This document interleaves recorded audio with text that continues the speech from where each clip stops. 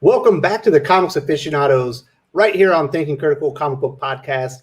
Got a lot of fun things to talk about. It was a little bit of a slow week, to begin with. We did get some of the Superman news in the middle, and then we finally got the big news at the end with all the new series and everything to talk about. We got a Spider-Man event. We're also going to add in some more fun things. We're going to talk about our favorite comic book stories this week. And I do have a gaggle of geeks here with me to talk about all this wonderful news and this fun stuff in comic books. First up, we've got in Berkeley, California, the heel of the comic book YouTube community, Jon Carter. How you doing?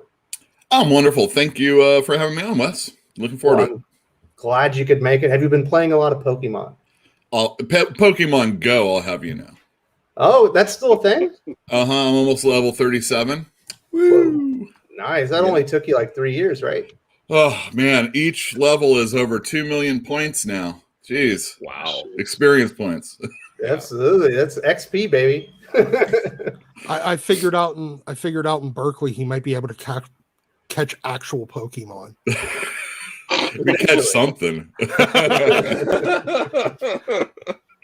Next up, we've got the Midwest represented in Chicago, Illinois. We've got the man behind Animated Concepts, a startup comic book company that's coming up. Also worked at Milestone Comics. Gervais Dargan, how you doing, buddy? I'm doing fine as I'm holding the line at $3.99. I'm good. Good luck with that. That's right. He's like, we're gonna lose Gervais in this deal, but we'll be all right, I guess. Next up, we've got straight from Pittsburgh. We've got the X-Men historian, the Marvel aficionado himself. Doc, how you doing? I am great, and within about 5 years, Marvel and DC will be holding the line at $29.99. Like, if they put one more dollar on this, I'm done. That's it. Yep. Yeah. Goes to $30.99. I'm out, Doc. Yeah. We're gonna be talking about it for a week. Selling to 19 people. And last but not least, Joe, have you seen this within the comments whenever we do a video together? People think that you sound like Adam Carolla. I've heard that. I'm not upset by that. The last name's similar enough. I mean, I could be worse things than the Adam Carolla. Yeah, you could be books. Jimmy Kimmel. There you go. So Jimmy Kimmel wasn't on Drawn Together. So obviously we have straight from New York City comic book writer, award-winning editor, Joe Corallo joining the panel. He's going to have some wonderful things to say about Falcon Winter Soldier. I just know it. Oh, yeah, no, it's the best thing I watched since... what was the last horrible thing I watched? Whatever that was. So we've got a lot of good stuff. Paley, obviously the comic book retailer from Tennessee, he should be here soon, but he appears to be having technical difficulties, or he had a really bitchin' Friday night and he's having trouble, getting his stuff together. Or his wife brought back some feral cats. So this could also be an unfriended situation. So I'm sorry if we all die during the course of this. Hopefully that's not what's going on. So I was going to throw this actually to Patrick first, but good thing we've got some other big Superman fans here. Jon Carter. Yeah. Clark Kent is no longer going to be the Superman of Earth. He's being replaced by an aged-up Jon Kent in Superman, Son of Kal-El. We've got Superman Clark Kent joining the Authority. He's heading off to War World to save some prisoners and things like this. This is not the first time DC Comics has replaced Clark Kent as Superman in the main title. Is it going to work, and has it ever worked, Yul? Yeah, it's totally worked, and it will work. Well, who knows? It depends if anybody cares about DC anyway. What it really says to me, if we didn't already think this before, is that Future State was just restructured, whatever it was going to be beforehand, and we just got little tastes of it, and now the things leading up to it. Man, if they wanted to spoil that in Bleeding Cool, this might have been a really neat story. Something happening that's changing stuff as it's going on instead of just letting us know up front that everything's going to be different. I guess Jon Kent, I like him as an adult. I mean, he's going to make mistakes as Superman. He's going to have some things that will go wrong that his father wouldn't have probably done. So And then also not having his father there to hold his hand to be a superhero. There's some good elements that might happen, but who's the writer on this? Tom Taylor. Firstly, Tim's is a wonderful illustrator. And I think on one of your videos, you said that the art on DC hasn't really, I think the art on DC has still been pretty darn good almost throughout all the books. You got that Gleb guy. You got that guy that was in that Ram V book that you liked, who's doing Man-Bat. Oh, yeah. You got the Batman artist. You got Tim's. You got Dan Mora. There's a lot of really, really good illustrators out there. Baby. Yeah, Vic. Bogdanovich is coming back. Tom Rainey's doing Green Lantern. Regardless of how you feel about that book, you got Tom Rainey on art. Rafa Sandoval, I think, is still on Teen Titans. Yeah, so there's like really good talent that's at least, trying to get your $6. Yeah, I'm not the biggest Tom Taylor fan, but I like the detective. I know some of y'all didn't, but I thought it was the pretty art fun. a lot. Wow, that was Adam Kubert. I think it's some of his best work ever. I think it was Andy, wasn't it? Oh, whatever. One of the Kuberts, the one that starts with A. Damn you, Joe. Not you, Joe. That Joe. It was just not Joe Kubert. Well, that's the one. No, I think it's going to be good. I just, oh man, I hope people care. That's really what it is. So I do need to interject and say, Lane Kramer, thank you for supporting the channel. All that matters is month of Yard 4 is upon us. The Yard Gang is in the house. I know nobody's more excited. Well, the only person more excited than Joe is probably Perch, right? I'd say so. He was like he probably had a mouthful of bacon or something. So thank you very much, Lane Kramer. All right, Doc. So you're the authority guy. That's your favorite team in comic books, right? Yeah, except for this isn't the authority, so I don't really give a shit. Listen, Doc, I'm going to make you talk about it anyway because you're the authority guy. I know. I know. And if it was actually the authority and not like a bunch of ripoffs with the Midnighter, I might give a shit. But this is, you had the opportunity to bring in the engineer, and they didn't. They had the opportunity. I don't think the Apollo's even in this, because you already have Superman, so it's kind of redundant to have both. No, they would have been the opportunity to bring in Jack Hawksmoor, but they didn't. They used Manchester Black instead of, who was part of, what was it, the Order or whatever the hell the fake DC, the Elite, that was it. The Elite, which was just a way for, I think it was Joe Casey to basically say F the authority.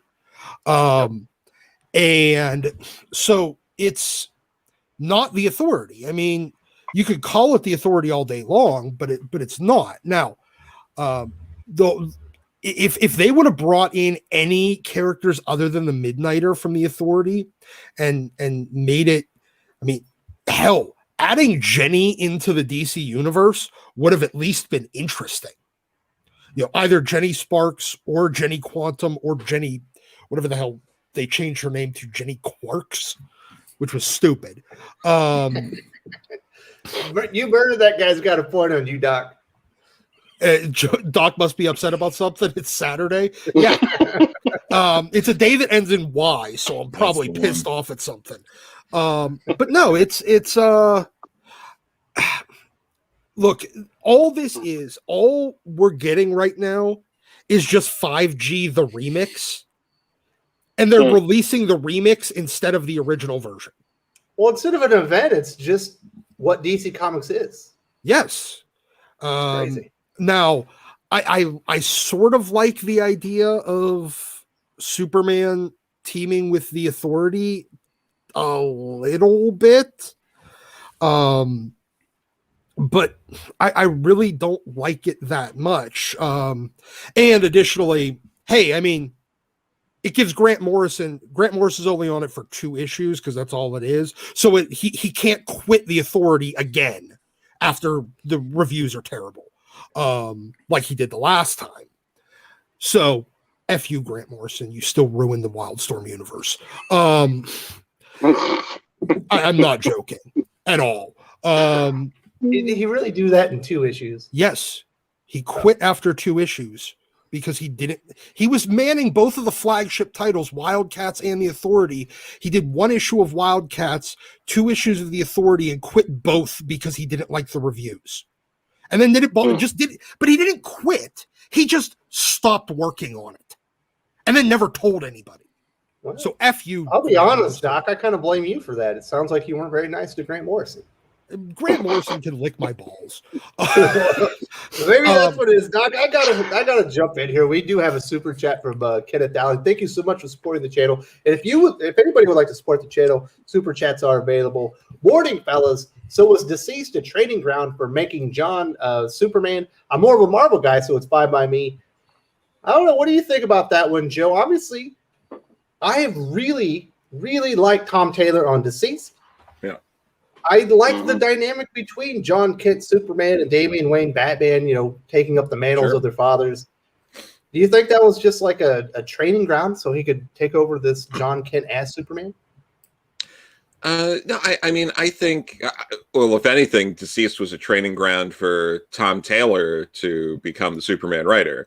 The fact that he had all of these successes over at DC is why he got this gig. They're looking for the next Scott Snyder, Tom King, and they're putting their money on Tom Taylor. This is one of those situations where it's difficult to tell if they're unintentionally setting him up for failure at this point. Because we see this happen all the time. A writer comes up and they're like, let's give them all the books. And then it's like, oh, they're not doing that well now because they're overwhelmed by having to write all these different books in these different groups. I mean, he's not only juggling, the Superman line, he's got to juggle the Batman line with Nightwing and, all his other projects. So that's a difficult feat. And he's got supposedly, what was that event over at Marvel, Dark Ages? Yeah, he's got that. Obviously, he's also been doing the detective. I mean, they are really pushing Tom Six Taylor. Secrets? That's the one he's got at Booms? I think it's Six Secrets. Yeah, but he's getting pushed really hard. So you're going to be seeing a lot of Tom Taylor in the next couple of years as they're really trying to make him their next Tom King. Well, he's already got the Twitter handle where he looks like Tom King. Mm-hmm. So we do have another super chat from Darth Bobcat. Thank you so much. Super Sons was the only time I ever liked Damian in anything ever. Aging up Jon was a mistake. So I've got to disagree with you here, Darth Bobcat. I loved Damian Wayne as the Robin to Dick Grayson's Batman. Yep. I thought the dynamic between the two was fantastic. Yep. Sounds like Gervain agrees with me. Oh, absolutely. That was my best version of Damian Wayne. I thought that was a combo that if they were smart, they would have ran with that for a bit. It totally upended the whole Batman-Robin dynamic where now Batman is the more kind of sidekick, if you will, or at least the happier guy, and Robin was more the brooding, Dark Knight detective kind of a thing. And I think they could have had some like Wally West Flash-like success with that transition if they were going to do that. So I thought Damian was good with that. I mean, in terms of aging up Jon, I agree that I think someone else had mentioned in the live chat that it was just the way they did it was dumb. The way they did it was stupid. I don't really have a problem with Jon Kent taking over as Superman. I do agree with Joe that I think they're stretching Taylor too thin. So instead of like giving him like sort of the Superman mantle and letting him focus on that and kind of seeing if he can get that Jon Kent deceased magic over into the regular book, I think if he can do that, then it'll be good. Because I enjoyed his take on Jon Kent and deceased. I thought that's what a transition should look like. And Clark Kent's always going to be Superman, so it's just a question of when they're going to bring him back. But I think you could easily get a 6-7 year run out of Jon Kent as Superman, as the Superman, if you do it right. Yep. Yeah. No, and I also liked especially early on, Pete Tomasi's Batman and Robin run with how he handled Damian there. Not to gang up on Darth Bobcat. I didn't want this to turn into a panel of like, this is why you're wrong. But we're gonna have a whole episode on that, I thought, right? No, but yeah, the Darth Bobcat episode. Oh yeah, we're gonna just rip on everything. Only person in comments will be Darth Bobcat. There we go. But no, I mean, I love Super Sons. I do think aging up John was a huge mistake. And again, this seems to be something that I think we've talked about before, that like DC, I don't think realized what they had in the fan base that was cultivating with Super Sons, fans there. And if they stuck it out, because look, I mean, the reality is it's not like the book was selling 100,000 copies a month either. Like, so what I think would have benefited this is one of those books that they should have really stuck it out, because this could have been an evergreen sort of series. It's an introduction to DC Comics. Yeah. This could have been something that ran 20, 30 trades. They put the money behind an animated series and really, made their money and then some on it. And made a shit ton of young readers. Yes, that would have been nice. I mean, and it would have been natural, It would have been not forced down my throat. It's a lot of artificially trying to do this. Yeah, and I think Darth Bobcat is right on this thing. Is that aging them up was a mistake. The way they did it, the timing of it. I think they still had a lot of mileage to go with Jon Kent literally being Superboy. I think it's been the best iteration of Superboy up until this point. I'm a huge Superboy fan, but I wasn't a big fan of the Reign of the Superman version of him. I mean, I bought the book because Tom Grummett drew it. Yeah. But I didn't like the Con-El version of it until maybe much later, when he got more into like that new Teen Titans young adult age. But I thought this version of Superboy, as basically a kid, I thought this was the best version of it. So I think they still had a lot of mileage to go. Yeah. So you just messed with the S back then, huh? Yeah, yeah. Oh man, if it wasn't for the artist of that book, oh Lord. Tom Grummett, though, really? You're chasing Tom Grummett? I'm a Tom Grummett fan. I'm also a Chuck Patton fan, so let's get that out the way. I like some of the sometimes I like Saturday morning comic book art. That's what I like. I like Saturday morning comic book art sometimes. Tom Grummett's good. He had a good Robin run too. We're going to be talking about that later. But thank you very much to Darth Bobcat, and I do want to say thank you to Kenneth Dowling for the super chat, $10. Regarding Tom Taylor, I like Batman the Detective, but when I got to the end reading, I thought to myself, didn't they do this at the end of Daredevil season 2 when they try to kill everyone he saved? Did he steal that plot line from Daredevil in season 2, Joe? I mean, a lot of comic writers just have Netflix on in the background, so probably. Maybe. But it's more than that though, because the overall tone, it's like, I mean, if we're gonna go there, it's like, I've never seen an older, sad, brooding Batman that's lost everyone around him, that has to save a young girl who's now by his side, helping him against this like other crazy force out there. It's, something I think Frank Miller touched on those ideas a while back, but I mean, I enjoyed it. I have little nitpicks about the detective where I'm like, I wasn't thrilled with the shade of blue they used in the lettering, caption boxes and things like that. But I did not like Gentleman Ghost. Yeah, I watched the video. Not cool. I will answer Kenneth Dowling's question though. Yes, I can almost guarantee. Yeah, it's just Tom Taylor is incapable of doing anything original or interesting that is not zombies. It happens to the best of them, Doc. If you go read Wolverine right now, they're basically redoing the Blade movie. Yeah, I know. I told you that. I told you that. This What are you isn't the talking newest about? concept, though, is the people that I've saved are being, hunted down or, whatever. That's 24. Wasn't That's my Jack favorite Bauer, hook, but season the art 5. is so good. I'm in it for the long haul. Whatever. Sure. I think it's 5 issues. Mhm. It's Yeah. worth it. Well, it's a mini series. Who cares? Yeah. You know, I mean, as long as they don't swap it out like by issue 3, it's some other artist. It's like, Oh, that would this be isn't the new ultimate, age of heroes here. yeah, That would be the yeah. ultimate fisting. Like, oh my goodness. There we go. Issue 3. It's Mark Bright. Oh, Lord. Well, Come on now. I like Mark. Some people would be happy with that, huh? So I thank you just very think much. Buell's got a Get it down. axe We to grind do with Mark have Bright. $5 Canadian coming from You Murdered That Guy. Thank you so much for supporting the channel. Wes, I was all about Philip Kennedy Johnson on Superman action, but it was a disappointing start. At $5, I had to drop the book. I hope he turns it around. I'm with you. I'm a big Philip Kennedy Johnson fan. I thought what he did in The Last Guy was amazing. He's got a pretty decent start, I guess, in Alien. It's nothing groundbreaking, but it's certainly an Alien story. I think his beginning run as the Superman Now Action Comics writer hasn't lived up quite to what I was hoping for. Yeah. Yul, what have you thought about Philip Kennedy Johnson and Superman so far? It's kind of a run of the mill story. He's kind of trying to do that father-son dynamic thing, and then you get the announcement of Superman changing in not too future. Yeah.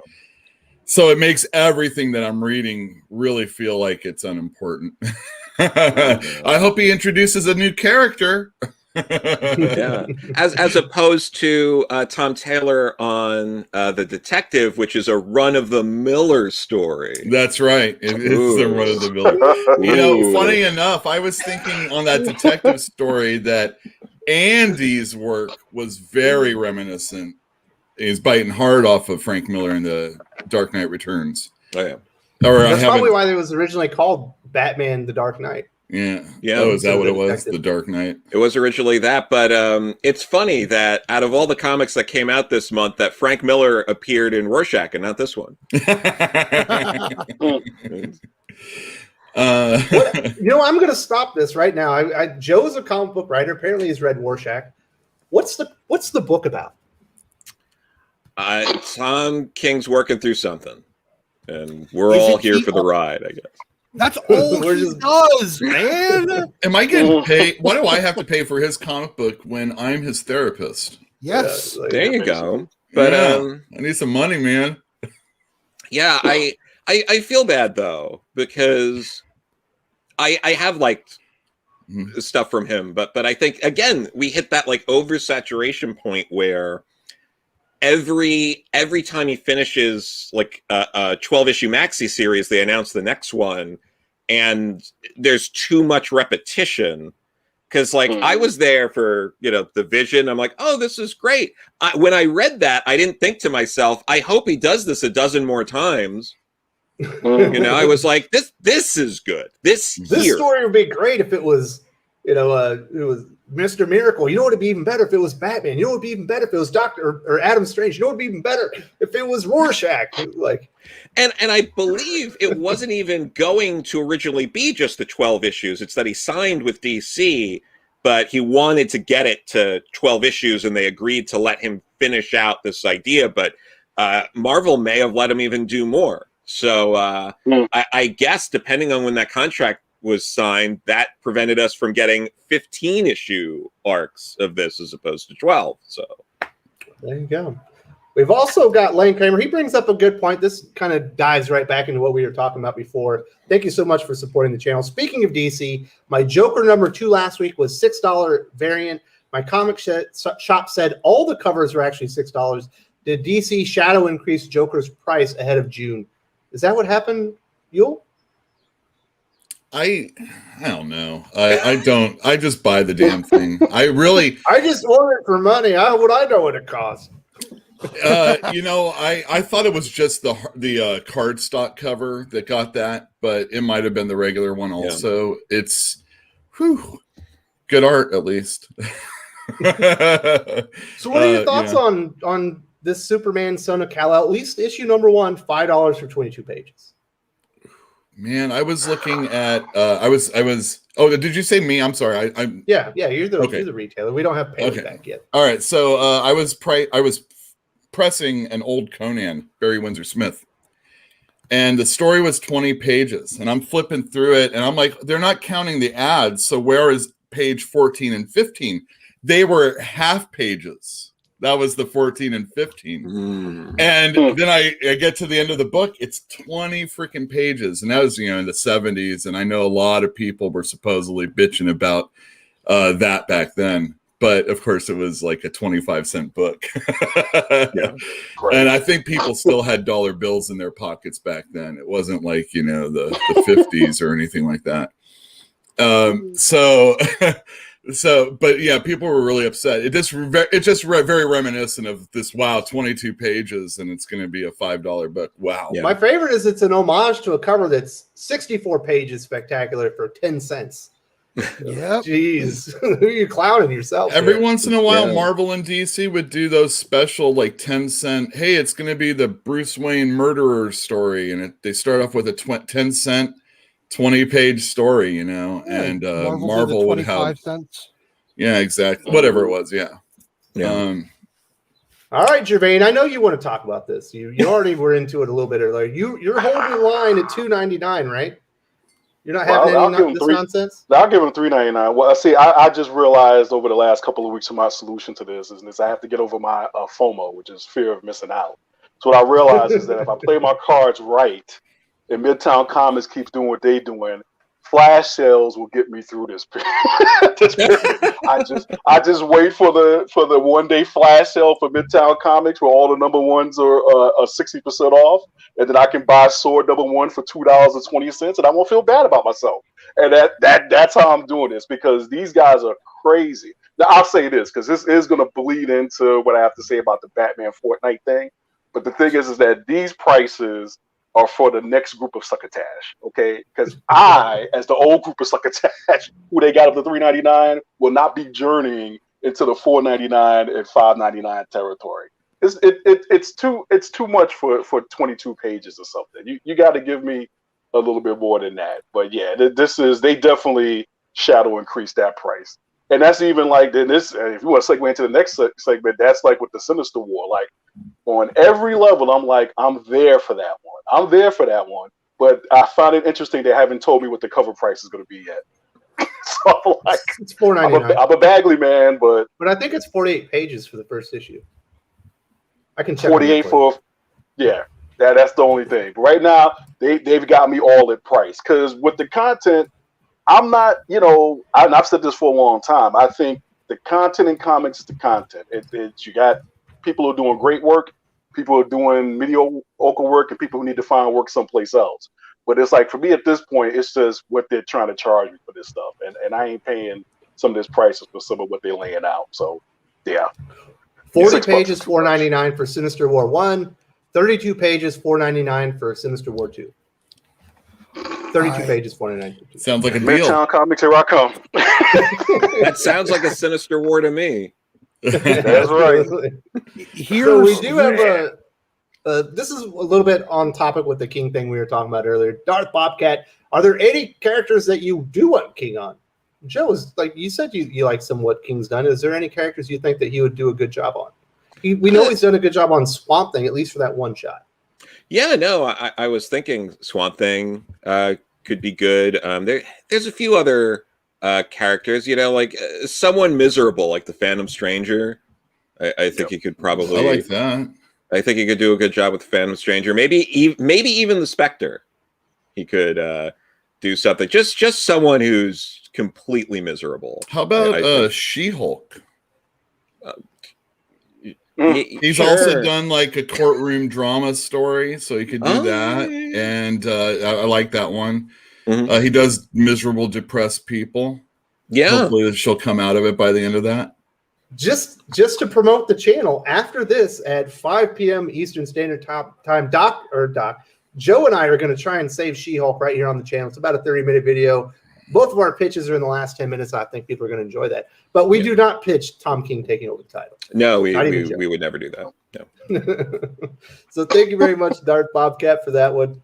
Really appreciate it. Doesn't feel like Pele's going to make it back, and that sucks. He said it. He said his internet's having problems. That's how it works. That's how it works. So, is there anything else to talk about with regards to the big status quo change to Superman? I hope that it doesn't end in 6 issues and start with a new #1 again with someone else. I hope it does, because then there's less Tom Taylor in the world, and that's better for humanity. But you're the Marvel aficionado. Shouldn't you be happy he's getting more work at DC? I'm not happy he's getting work, period. It just encourages them. Bad creators getting work. They copy each other's homework, man.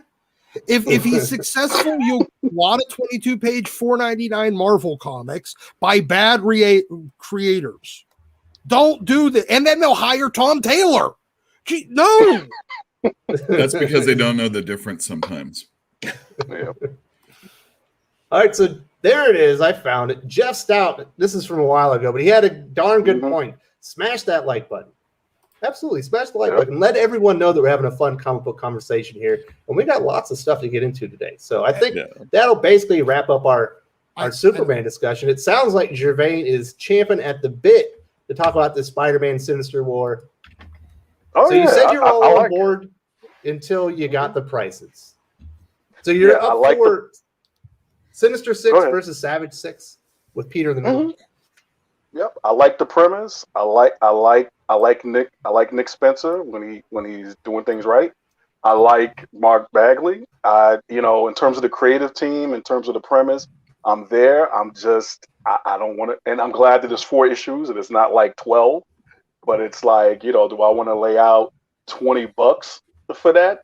No, I don't. I don't think I do. So, like I said, it's. For me, it looks like it's going to fire on all cylinders creatively. I love this. I love the Sinister 6. Savage 6 is cool. So you're getting. It sounds like the all-star roster of all those villains over the years, the Spider-Man villains.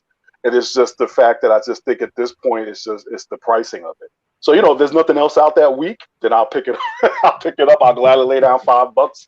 There's nothing else out that week. But if it hits on this week that it seems now, there's like 1 week when all the good books come out. So I got to kind of like save all my ducats up for that 1 week. But if it hits on that week, I might hard pass and just see when Midtown is going to drop in the flash sale.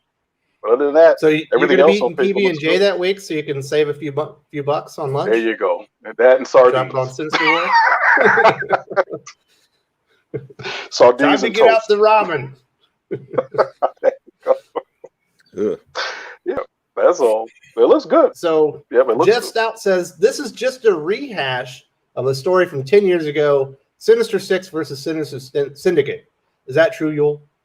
We're getting a lot of that in Marvel. Yeah, that sounds fine. I mean, whatever. War of bad guys with Spider-Man in the middle. I'm down.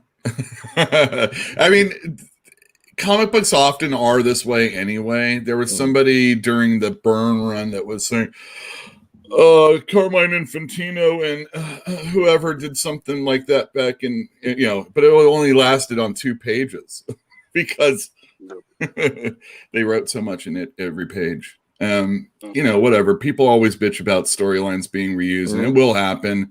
Hopefully there can be a wrinkle so it's not so much. And really, just like that Kong versus Godzilla movie, all I need is a reason to want to like it. I don't need too many. Just don't make giant plot holes or something that really insults me, and I can probably handle a $4.99 cover price. Yeah. All right, Doc. Sure. People know you as the X-Men historian, but I know that you are also a huge Spider-Man mark. Oh, I am. Does this whet your appetite to jump into a Spider-Man event? I mean, no, just because, look, it's Spider-Man. At this point, I'm one of those idiots that Spider-Man will stay on my pull list until the day I fucking die. If Nick Spencer being on it didn't, I even took it off my pull list when Nick Spencer got hired. My LCS kept putting it in my bag. They even gave me like the first 10 issues. They didn't even charge It's like me. the crack dealer is like, listen, you can have this score for free. Yes. We know you're quitting. Yeah. Here, have a little taste. And he just kept giving it to me. He gave me like the first 8 or 10 issues for free. He's just like, just keep reading it. I'm like, fuck. And then I put it back on my pull list. So I'm obviously going to buy this because I'm a moron and I'm a giant mark for Spider-Man. But nothing about this, like if I was a non-reader, if I wasn't already a Spider-Man mark, this wouldn't really get me on board. Like, I mean, there's the marketing on it is virtually non-existent. This is a month after the previous month-long Spider event. And it's just it's too much. Yeah. They need to spread this shit out. Adding it into all, adding the 2 bookend books, I guess, maybe, with a bunch of other, plus all the individual issues. It's too much. Stop. Calm down, guys. As a non-Spidey mark, that's why this works on me, because I don't read Spider-Man at all. And if it wasn't for the fact that Mark Bagley was drawing it, I wouldn't even be looking at it. But I think that's who it works for. I think the problem is that Spider-Man is going to start suffering from Avengers-itis, where they have a bunch of big, huge storylines that they just shit out really fast. I got the same feeling you did. Doc, I do need to say, someone brought up an important point I wanted to mention here on the channel. I don't know how to say it, but Eric Breen noticed that Heel Yule isn't wearing his normal Dodgers cap. They happen to be in a 2-game slide. Yeah. I'm sorry to make it awkward, Yule, but the Dodgers are going down. That's okay. Today I'll just wear my World Championship hat right here. You can see the gold. We'll get them out of that slide. We've gone through a bunch of buzzsaws the last week and a half, and we've won more than we've lost. So, well, not the last 2 games you haven't. Not the last 2, but you know what? A week is 7 days. What? Yeah. I'm going with 2. Remember that. We're going 2-day increments. Well, no, we go last 10 in the standings. You can see that in all sporting events, except for football. That's who true. Cares? We do have Lane Craver supporting the channel, kind of talking about this event stuff. So for Extreme Carnage in July, does this event feel like a placeholder for July, August, which will lead into a new Venom #1? I am a symbiote simp. We'll call you a symbiote, Mark. Joe, do you think that's what they're doing? Is this just a placeholder event so they can relaunch Venom again with the new creative team after King in Black? I think that's putting more thought into it than they did. I mean, basically, I don't think anyone knows what they're doing right now. It feels like a lot of, spinning their wheels until the Random House deal goes into full effect, and they're just dropping, whatever they got to do to pad out the time. Killing time. Yeah, because I mean, from a marketing standpoint, it makes no sense because we're not even at the Chameleon conspiracy, and they already stopped marketing it a full month before it even starts.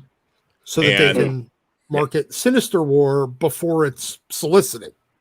Yeah, and then Sinister War is going to happen, and there's going to be no buzz behind it or heat because they'll have stopped talking about it well before the event happens, which they're going to do again with Extreme Carnage. It's very perplexing, the marketing idea behind this. And this is why you don't do rapid fire events, because you end up spoiling the events like the X Office did with telling us everything important that happens at the Hellfire Gala before the first issue drops.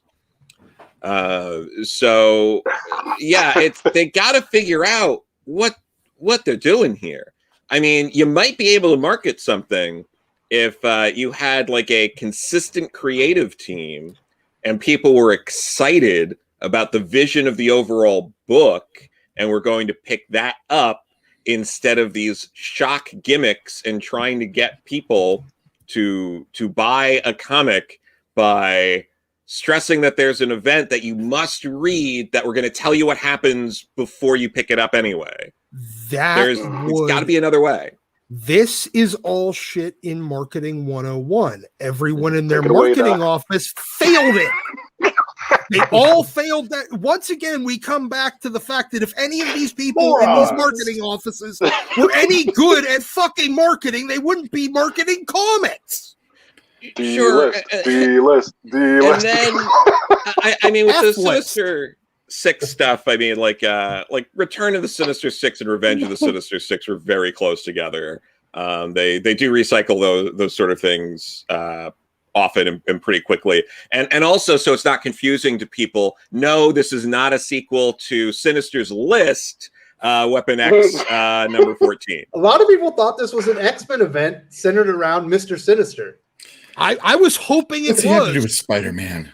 You No, know? I was hoping it was where real Sinister came back to slaughter mincing weirdo Kieran Gillen's self-insert Sinister. We need more covers of Only two at the Mr. nightclub. Sinisters on the cover. So How many Yule, times are they going to do that? And do they think every time they do a cover with two Mr. Sinisters on it, people are like, "Oh wow, I got to find out." I like the What? Butch one. I just like the one. I like the one that kills the one that bitches that talks about his cape all the time. Whichever one that is, But that's it's the one I want. fabulous, man. It is fabulous. It sounds like you're Oh. caping for that Sinister. So Yule Card, let's get back on topic Yes, here. sir. Do you think the return of Doc Ock, we haven't seen him in Nick Spencer's run, is going to be a game changer, is going to bring in interest? I was confused. I thought he was an anti-hero, but I guess at the end of Christoph Gage's Superior Spider-Man, I guess he got converted back to a villain, like he lost his memories or something. Oh my gosh, that real. I would have to go back and read that. You don't want me to do that, right? Right now. I'm still We'll wait confused for on you. how I'm still confused on how he's the fat bowl cut guy again. I thought he was still in a spider clone body. Yeah, I thought he was. I thought he was Hot Ock, is what he would have been. I don't know. I can't remember really, Wes, but I'm happy that he's back. I guess if he's going to be a villain, though, I would like that more. But he looks like he's being controlled, so there's that also. The way it was told to me is he was looking for his memories in that casket, and that's what he was searching for. And then okay. Kindred went into his ear. Yeah. Okay. Very good. I thought it was whatever. The art is good, but it doesn't always tell the story quite what you need. Well, here's my thought on that, though. Like, I mean, from a story standpoint, I think that this is an indication that the whole Harry was actually Kindred thing was a swerve, and Kindred is actually a spirit that changes hosts, Ghost Rider style. Yeah, and that would be good. Harry was just the temporary host, and now you'll end up with a Doc Ock Kindred, and then we find out eventually that Kindred really is Gwen Stacy, probably. Oh, That's how they're gonna end it, because everybody called Kindred being Gwen Stacy early on. So they need to divert and swerve a lot until they actually get to that, because then it's all right, lost. So thank you, Ken Dwayne Wayne Kramer, off for that question. We do have another super chat from Kenneth Dowling. From Joker War at DC to Sinister War at Marvel, one company is always stealing from the rival. Whatever, put Chip Zdarsky back on the book so it can be great. It does feel like there's a lot of borrowing going on, Jermaine, but that's always been the case, right? Oh yeah, no. The most notorious one for me, that's when I realized it was Trouble in Paradise. Was when, what was it? Winter Soldier and Red Hood came out around the same time. I was just like, really, guys? I mean, could you at least like try to disguise it by waiting a year or something like that? But yeah, that's the Yule's point. This stuff goes on all the time. It's just a question of which characters you're following, which storylines you're following. But and then I think, like, I forgot who said it, but it's also, can you? I think it might be you too. Yeah, can you give it a wrinkle that at least makes it interesting? So it's like, it's one thing to rip off the Clone Saga wholesale, but are you going to do something with it different this time that gives it this twist? But yeah, I remember that's when I was just like ripping my hair out when, I thought, okay, Winter Soldier, Bucky coming back, okay, that kind of makes sense. But then I think Jason Todd came out right after that, and I was just like, really, guys? It's just like, you know, it's they do it. In comics, you usually have like they'll follow trends. So, you know, the most famous one was like when DC, they found out that kids like gorillas, and everything was gorillas at one point. But when it gets to like this kind of level of, I have to almost say, creative bankruptcy, where it's just like you're simply counter programming for the sake of counter programming, then it's like, dude, you know, if they're bringing back Winter Soldier, do something completely different. Don't just bring back your dead sidekick. It's just like, and we got a lot of mileage out of Red Hood. Don't get me wrong, and Winter Soldier too. But it's just like, guys, there's just different things you can do to kind of actually compete in the marketplace. But I've never liked this like really rapid hyper counting programming that Marvel and DC do. That whatever corporate spies they got in their office, they say, oh, they're about to do this event, and then you just basically do an exact clone of the same thing, but it's just your version of it. So yeah, I don't care for the whole, you know, this whole now everything's a war thing. And so because I didn't buy Joker War, I didn't buy whatever the war was before that, they'll get my money on Sinister War. They only get it for 4 issues, so that's all good. All right, thank you very much, And an epilogue. Kenneth Dowling. We've also got a super chat from Darth Bobcat for our retailers. How friendly has Penguin been? How friendly has Penguin been? Well, we already had an account with them, so anytime we needed like a real book or manga or something else, Are you saying comic books aren't real books? No. I mean ones without pictures. You know, that type of stuff. It's called a prose book. Yeah, whatever. There you go. Anyhow, so we already had an account with them. It will be when they start distributing the pamphlets, the individual issues, the ones with staples, whatever you want to call them. Comics, that's what I call it. That will be interesting, and we'll see how good a job they do. And we should probably wait until then. So save your next $2 for another question. Well, he's already back. We've got another super chat from Darth Bobcat. Pitch! Sinister Wars. Mr. Sinister takes the Six to court for trademark infringement. She-Hulk is Doc Ock's lawyer. Daredevil is Sinister's. Joe, is that a winner? I think so. I think, unfortunately, what will happen for Mr. Sinister in this case is that they'll nail him on the fact that they'll probably have used different logo design.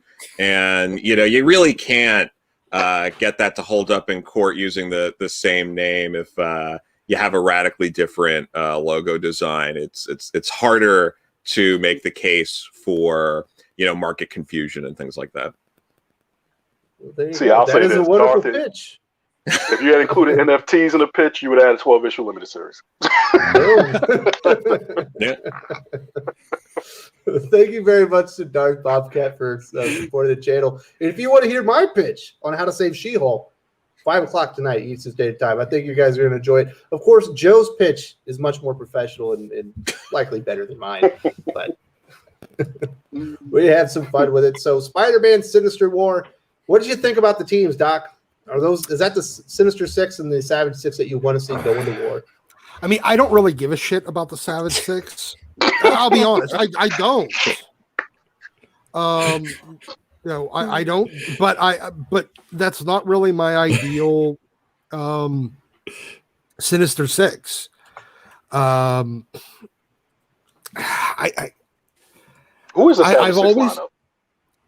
It's Vulture. I have it.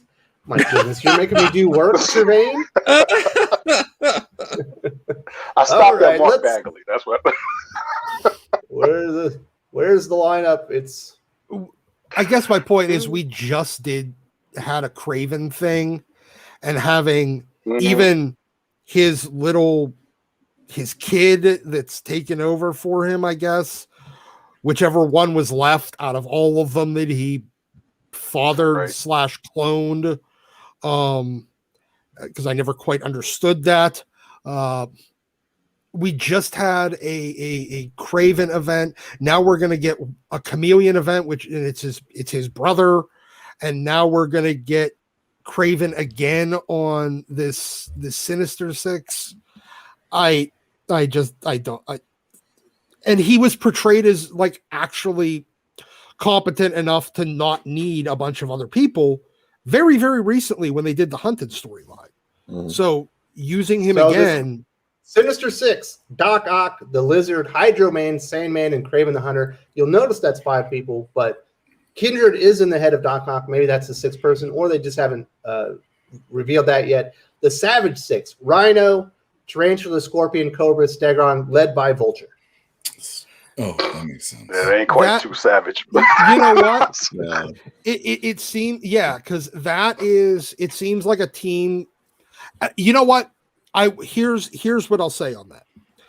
Actually, now that I'm thinking about it, if they do it as a pseudo sequel to Hunted, because all those characters on the Savage Six team are, I don't remember whether or not Rhino was there, but everyone else was part of, those the animal themed villains that all ended up in Kraven's little bubble in Central Park. So they could do it as a kind of pseudo sequel to Hunted, and maybe it'll be all right.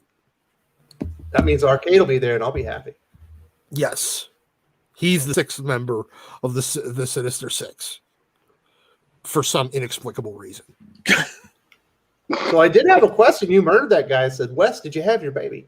I didn't. We have not had the baby yet. I still have my 2 boys, and we have 1 on the way. The baby should be here in about 6 weeks. We're getting very excited. We should know the exact time frame somewhat soon, and we are getting prepared. So thank you very much for asking. Back to nerd stuff, Doc. Sorry. And one person in the chat asked, didn't Kraven kind of die when he committed suicide? Yes, but one of his kids took up the mantle, whichever one was left over. That happens to a bunch, hasn't he? Yeah, it was like they were kind of clones, kind of kids. I couldn't quite figure that out. But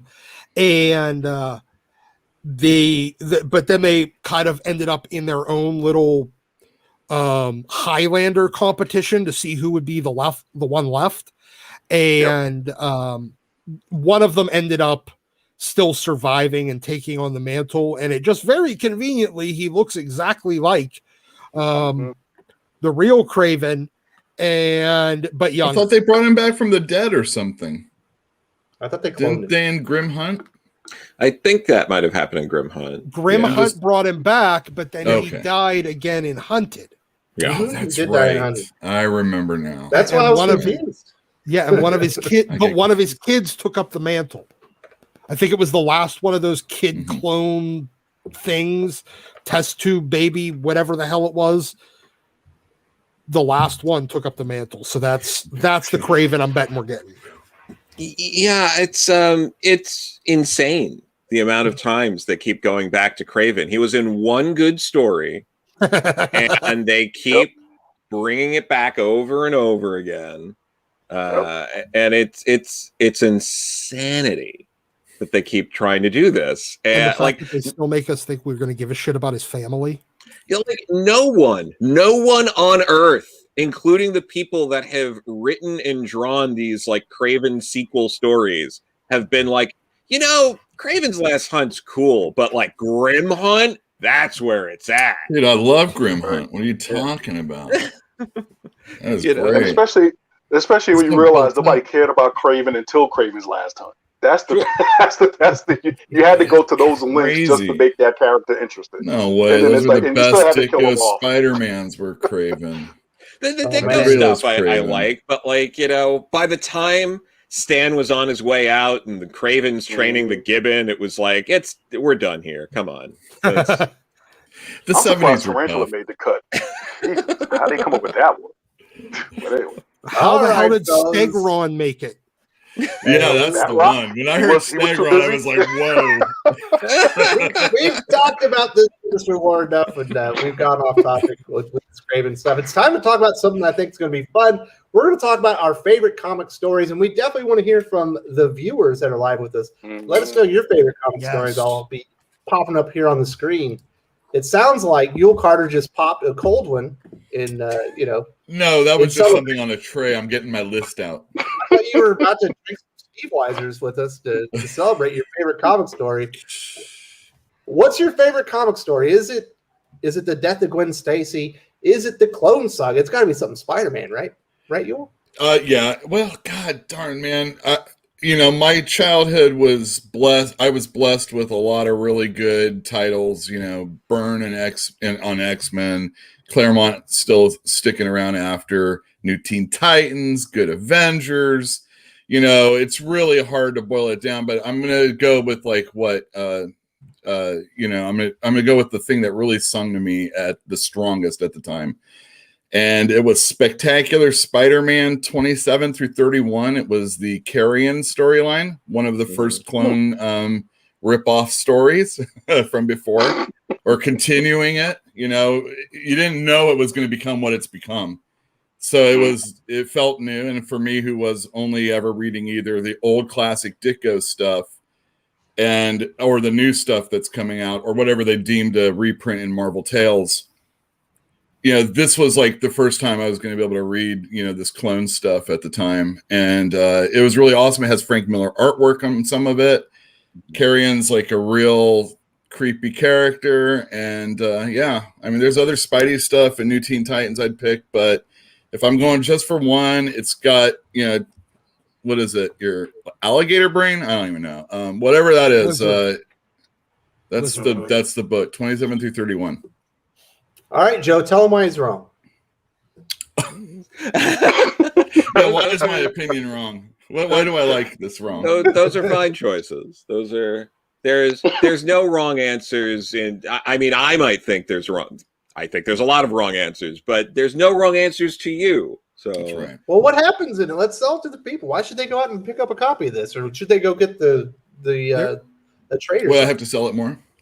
Yeah, that's what's in the conversation. Go for it, Yul. Oh, damn. It's just, it's. I've said it all. It's like that clone story. The Carrion's a creepy ass character. He was new. I just felt like I was really in on the ground floor as a kid. I was like 7 or 9. Did you trade a meatloaf in the school lunch cafeteria for this comic book? Did you get a good deal on it? No. I bought this actually off the rack. It was a spinner rack in a liquor store. 8-year-old Yul was go in the liquor store? No, it's not a lick. They're all called liquor stores back then. You get your ice cream bars over there also. They had a spinner rack in there. That was back when you could buy smokes for your mom. They wouldn't dude. Question you, even no matter. When I was in high school, we could still do that. And they were only like $2 also. It sung to me. It's just one of the best stories. And every time you see it clone something, Miles Morales, it pretty much stems from this and the events that happened in like 144 or something like that. Anyway, there you go. Right. That's it. Let's throw it over to Joe. You are a comic book writer. You've loved comics so much that you've made it your vocation. Mm-hmm. I know we've talked about your favorite stories here in the past. I don't even know where you're going to go with this one, but I know it's likely something I've never read. What's your favorite comic story ever?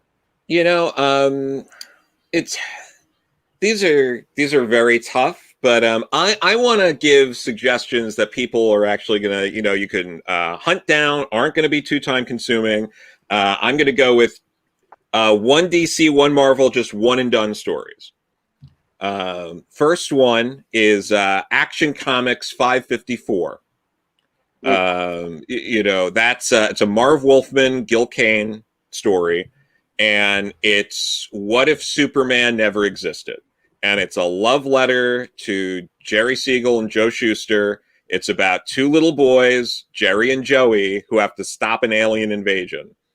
And, it's about them like trying to come up with a hero that can save them all.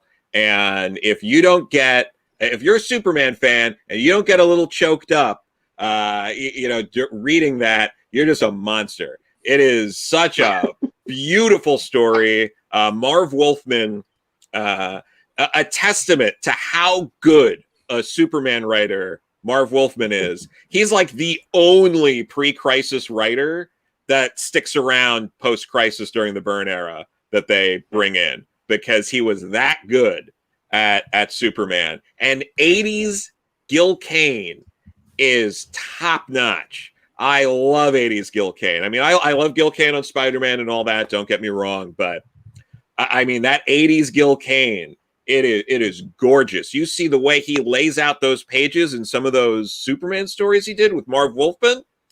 Unreal. Absolutely. People need to read that if you never read that. And then with Marvel, I mentioned this to Wes the other day because I go back and read this one every few months. I read this one on Wednesday as a palate cleanser after I read new comics that came out.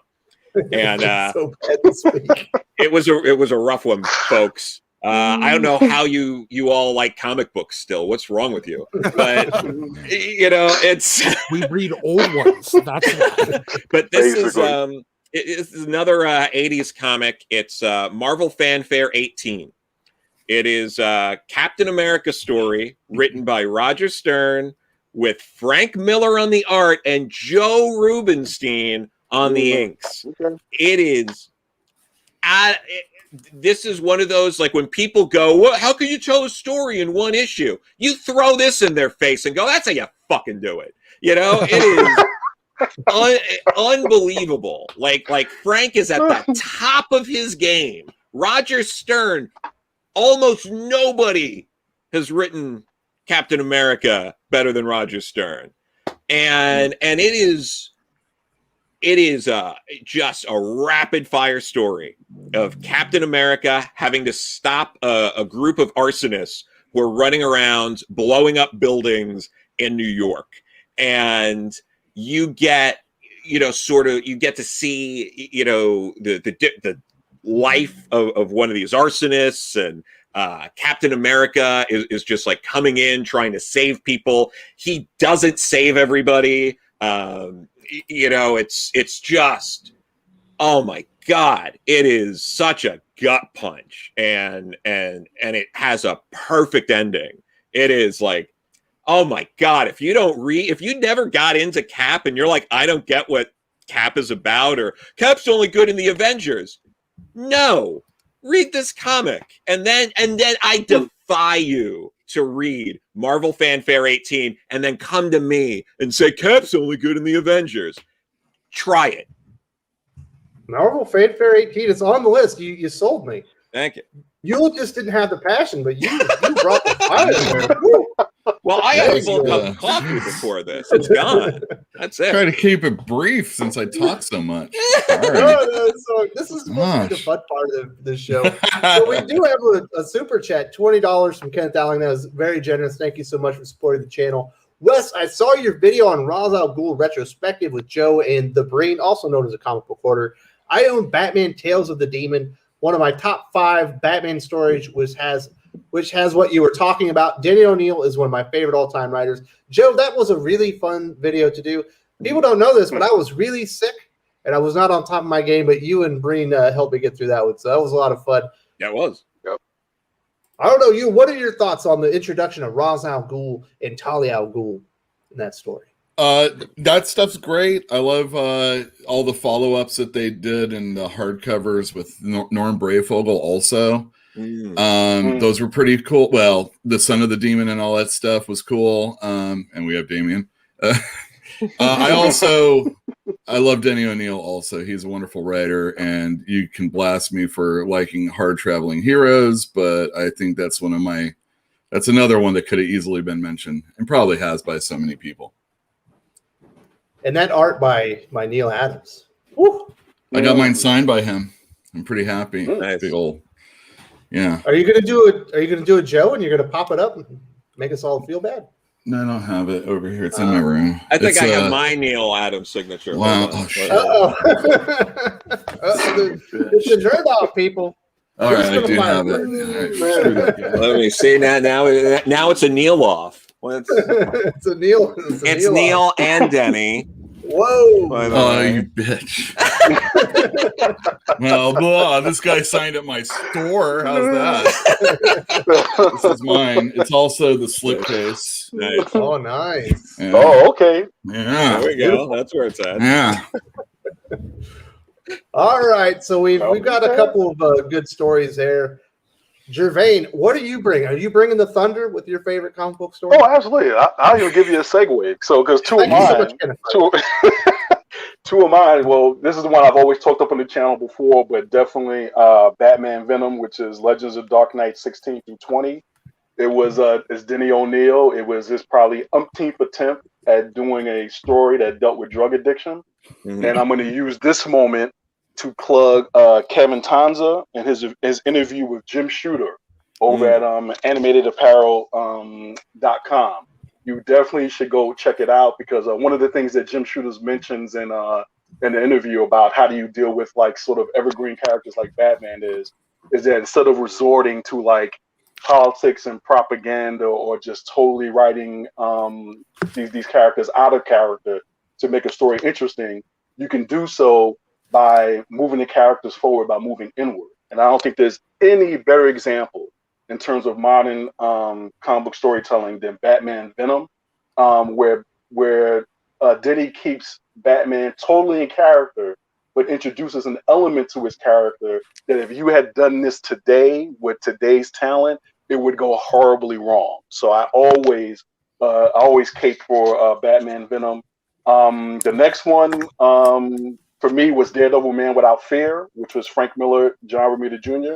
I thought it was one of the best origin stories ever. I think it's John Romita's tour de force in terms of storytelling, and it's 5 issues, but it's a one and done story. It hits on pretty much everything that we know about the Daredevil mythos today, so I highly recommend that to people. And then I got to go with New Teen Titans. This is the 80s version, 23 through 25, and annual number 1, because that's basically where Blackfire and Starfire have it out once and for all. I always recommend this to people because, one, it's 4 issues. It's a tight story. It's what if you were doing annuals back in the day, this is how you lead a storyline up and into an annual. And that annual is probably one of the best payoffs in comics. When I tell people you want to know how to write a fight scene in comics where you're actually resolving a conflict in the comic genre, you need to read New Teen Titans Annual number 1, because that's what it's supposed to look like. And the only flaw to that book is, particularly the annual number 1, is they have Robin in the Princess Leia pose on the cover as Blackfire and Starfire fight above him. But other than that, on his knees, like he's basically like just laying down prone when there's the two of them are thrashing about, and it's just like, well, he's wearing the short pants, so maybe that's why he can get away with it. But other than that, and now because you said favorite comic story, and I wanted to at least give one single issue recommendation to somebody who I think is an unsung Batman writer, and that's Batman Adventures. That's the animated series, Batman Adventures number 13. And it features a story. It's called Last Tango in Paris, with Batman and Talia, Ra's al daughter, and it's written by Kelly Puckett. It is probably one of the best single issue stories written, again, in the modern era, where, again, you delve into the Batman character and that relationship. And it's like what Jim Shooter said in his interview. It's one single unit of entertainment. From beginning to end, you get a story beginning, middle, and close. You move the relationship forward. You get some resolution to it. Again, it's another one when people ask me, what should a single issue look like today? Batman Adventures 13 is a prime example of that. All right. Thanks for Jervain. We've also got Lane Kramer, The Legion of Lost Maxie, an awesome story for Legion. Is that correct, Doc? I don't know. I'm not much of a Legion fan. It is. It's I like the Dan Abbott, Andy Lanning Legion. Yeah. Once you get out of the pre-crisis stuff, fans become pretty divided. I happen to like that era. There are a lot of people who prefer like the Mark Waid run and things like that. This is more my speed. Olivier Coipel's art is fantastic. I love him on this. It's a very dark story, but again, it's very similar to something like The Dark Knight Returns insofar as it's an enjoyable story because you know how the characters were dealt with prior to this. And then you get to something like The Dark Knight Returns and you're like, oh shit. It's dark and gritty. And Legion Lost is similar to that. I think you get a bigger payoff when you understand and know how hopeful the characters were prior to this. And then you read this story and you're like, oh my God, this is it's dark and it hits harder because you know how hopeful and optimistic most of these characters usually are. So absolutely, I'd recommend that. Awesome. So we do have another super chat from Kenneth Dowling, extremely generous. $20. Top 5 Batman stories. Number 5, Hush. Number 4, Year One. Number 3, Tales of the Daemon. 2, The Long Halloween. And number 1, Court of Owls. When Scott Snyder tells simple stories and he isn't all over the place, he's among the great writers. Court of Owls is perfect. I like Court of Owls, but I still think, what is it? Black Mirror. Black Mirror is better. Personally, it's a little bit smaller in scope, but I think that's that's maybe his best Batman story, in my opinion. What do you think about that, Joe? I'm inclined to agree with you there. I have to go back to Court of Owls. It's been a long time. I have all those single issues, in a box, and I gotta dig them out and really give it a go again because it's been so long. It's like the last great new villain that's been introduced until maybe Punchline, right? Oh, I mean, yeah. Obviously, Punchline's better than all of this, but it's yeah. I mean, the Court of Owls and what Scott did there was really great. In no short order because he was working with Greg Capullo. I don't know if we'd be talking about the Court of Owls and this run if Tom Grummett was doing it. Leave Grummett alone, man. I'm not having this fight with what I did with Dr. George Perez. But yeah, I mean, those are all solid stories. I think there's a lot of people that might put something like something larger in scope, like No Man's Land, makes a lot of people's lists. Wow.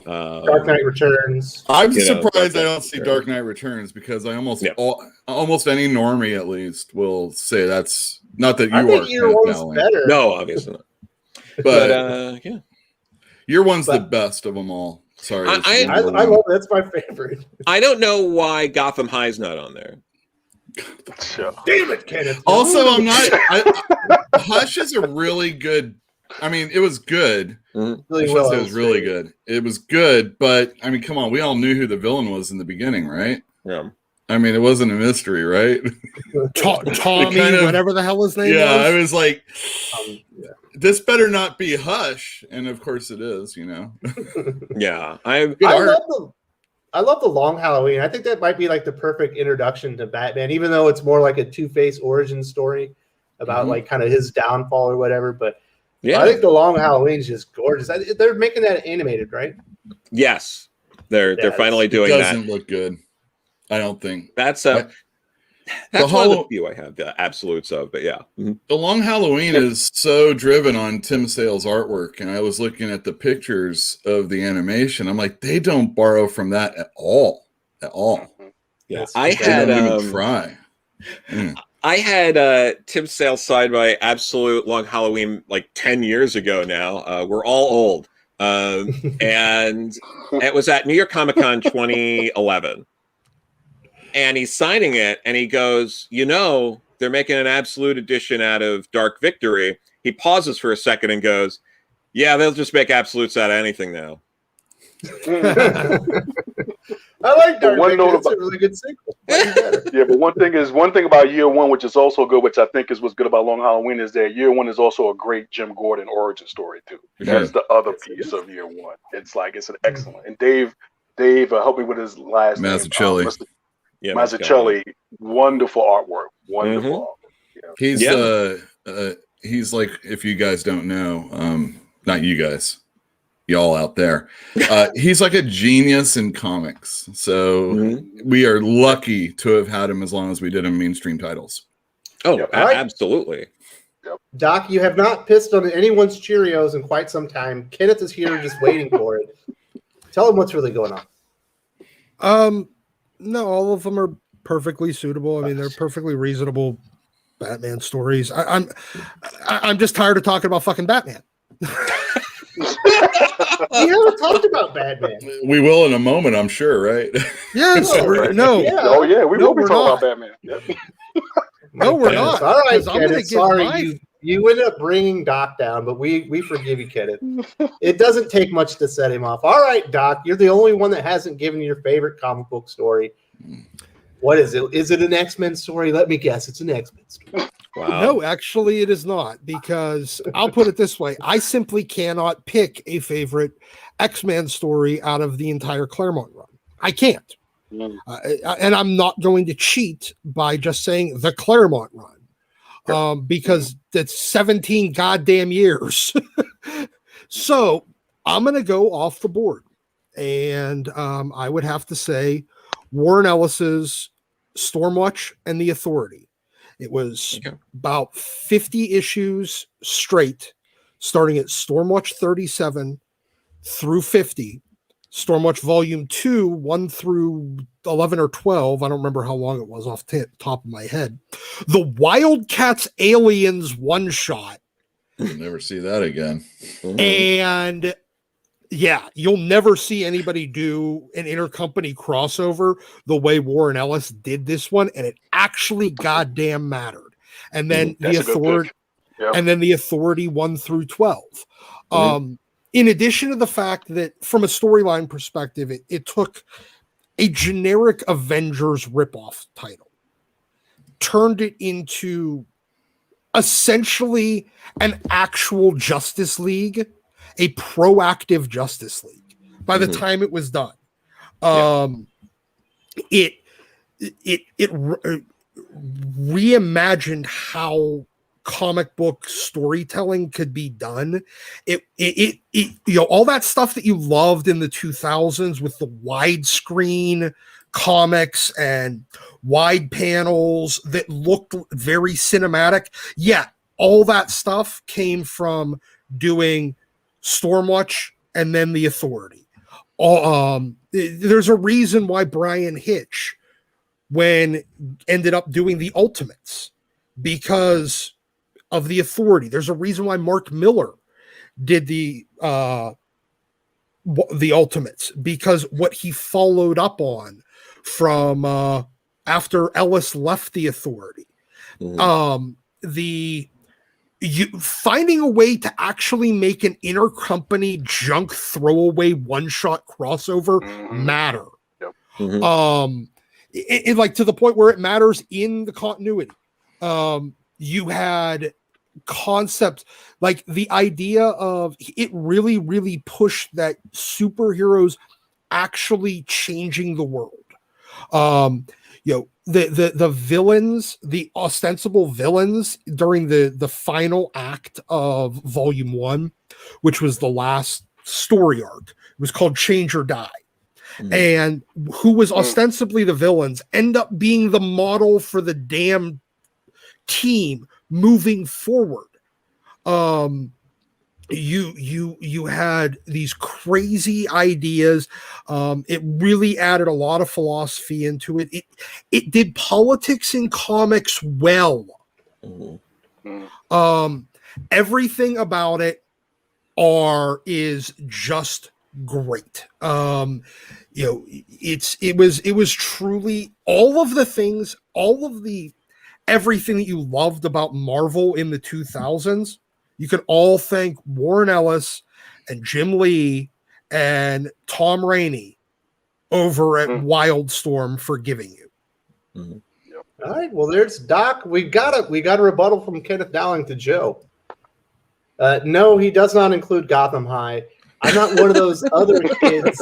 I respect Dark Knight Returns, but Year One appeals to me more. And he also has a top 5 X-Men stories for Doc. Oh, no. I can't believe we got this far and no one said Mark Miller's The Unfunnies. No. I'm more about Chuck Austin's World Watch. There we go. Okay. Now we're talking. Kids. I mean, I was going to say Grant Morrison's Sea Guy.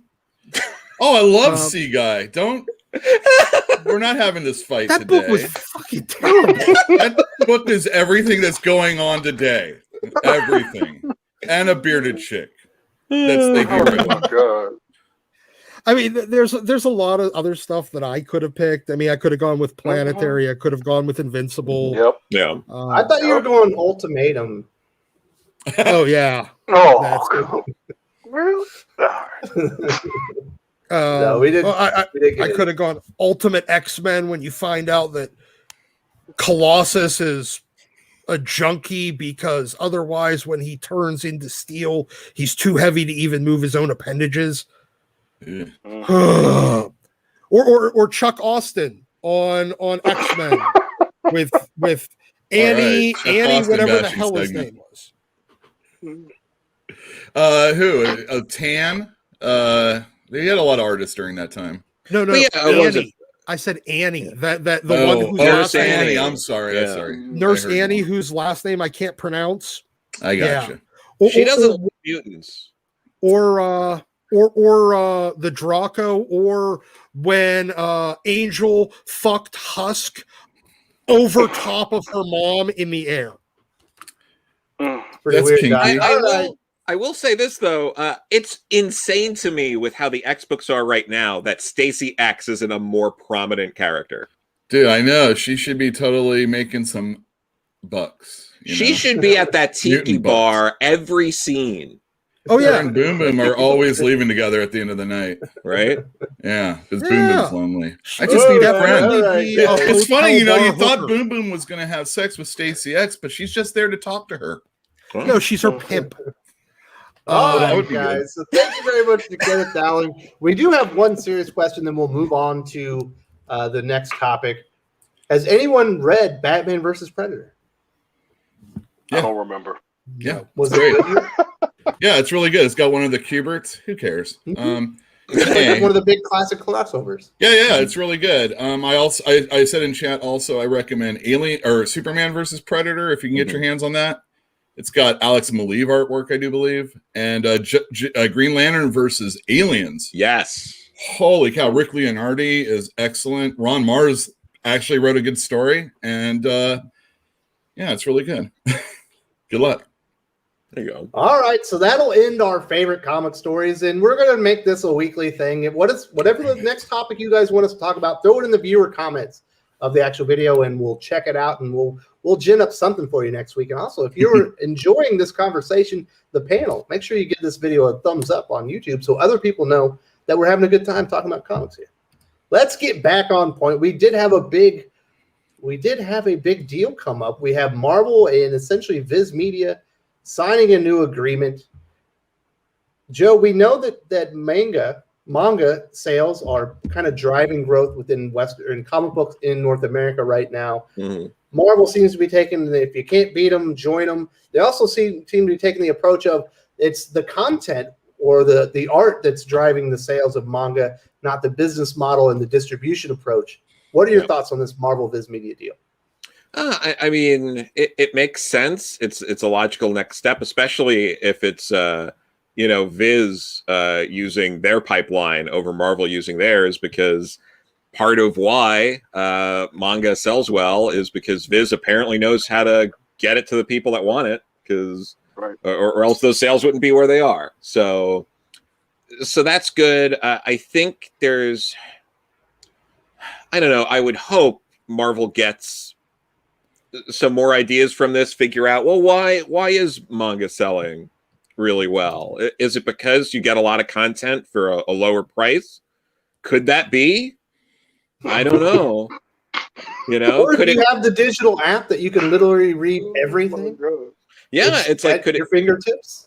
Could it be that if you like My Hero Academia, you can just read that and it doesn't cross over into 7 or 8 other manga that you have to read, and that it's just a very coherent sort of like, where do I start? Oh, volume 1. And then I got 2 and 3 and 4, just that really helps. It's not like, and I know Perch has talked about this, and that's a lot because I bitch about this constantly, it's a challenge every time you go into a comic shop to figure out where to start. Like if you're getting collected editions, and you're like, I want to know where to start with, something like Cap or Batman or something like that. And the way the books are, a lot of times different volumes go out of print and you have to be like, okay, well, we got volumes 1 and 2 and volume 3 is on back order and volume 4 got canceled and it's going to be resolicited in 6 months. it makes it a lot more difficult. I've noticed, at least with manga, I might be wrong on some of that, but when manga seems to go out of stock because it seems to sell well enough, it comes back pretty quickly. Within a few months or so, you're usually able to, get a copy of that again. There aren't too many manga that are impossible to get out of the popular ones that, like, you're not going to be in a situation where, like, oh, well, My Hero Academia Volume 7's just not in print for years, whereas 5 years, maybe you get a cup. Yeah, so there's a lot of issues like that, I think, that need to get fixed so you can kind of make up for some of that lost revenue on their end. So you were telling me, we've had some discussions offline, and like, if you get like the Marvel whatever collection of like a specific writer, yeah, they'll just skip the 2 issues out of like a 50-issue run, like, within the collection. You're like, what the hell is it? Like, why are there gaps in these collections? It's insane. They just did the what was it? The Bill Messner-Loeb's the Last Hero or the Last True Hero collection. There's 1 issue in that Bill didn't write, so they left it out. There's the gigantic Hellblazer omnibus of Garth Ennis's run. He didn't write 1 issue in there, and they left the 1 issue out. It is already gigantic. You can already kill a grown man with it, and it's like, is adding the 20-something extra pages going to be that much of a deal breaker when you're already at a book that's like 1,400 pages? Really? Just they do this stuff constantly, or with the Epic collections with Marvel, they're constantly going out of print. It's nuts. I mean, the Cap stuff, a bunch of the stuff around what related to Falcon Winter Soldier is already out of print before the show started. If you wanted the Epic collections that had the first Flag Smasher and Power Broker appearances, those were gone. That's crazy. Yeah, it's that kind of stuff that's just it's maddening. And DC is notorious for doing those like artist editions where it's just like, oh, it's every issue that, like, Gene Colan drew of Batman, but he did a lot of part 1s of 2s or 2s of 2s. So you get these collections and you're like, why am I getting half of like 10 or 12 stories? What is wrong with you people? Like, all right, it looks like you want to jump in there. What do you think? I agree with everything you said. Manga, there is a wait sometimes. As you're ordering 4, 5, and 6, 1, 2, and 3 might be out of print. Mm-hmm. And as you finally get 1, 2, and 3 in, 4, 5, and 6 might be out of print. Yeah.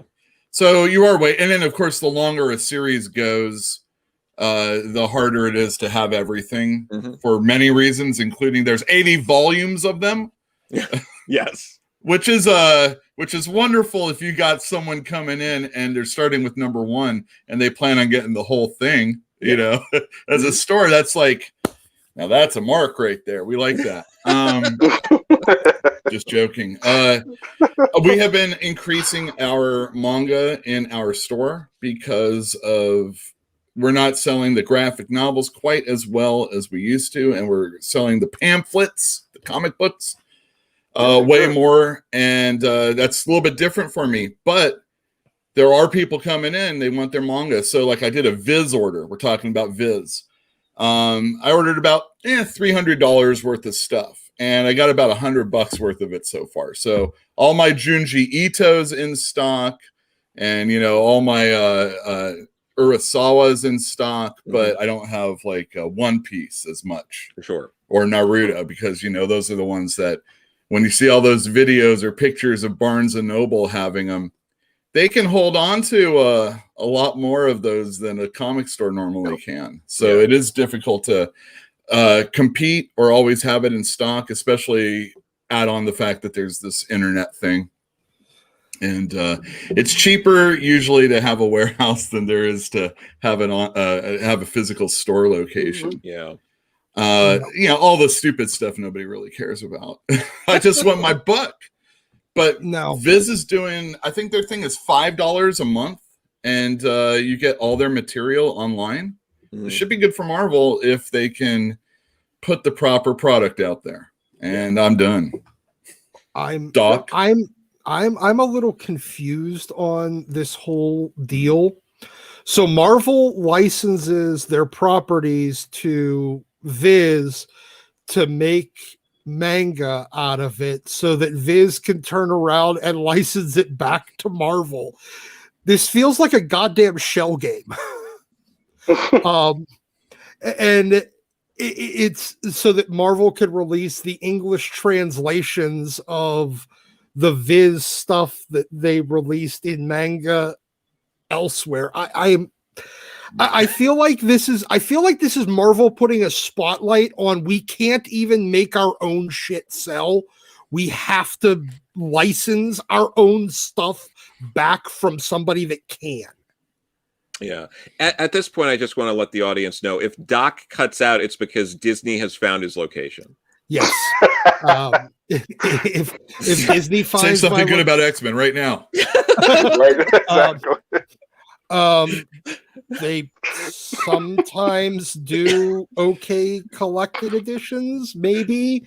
I mean, the lettering is still top notch. Yes, the lettering. There you go. I'm looking forward to those new digest. Speaking of manga, the Marvel Digest editions of the old stuff. I'm looking forward to that coming out. Yeah. But they've done that before. They did that with like the Archie style books, and they don't do that anymore. Yeah. So they did it with those Spider-Man Loves Mary Jane. Oh, man, that just series. I couldn't make that sell like it should have.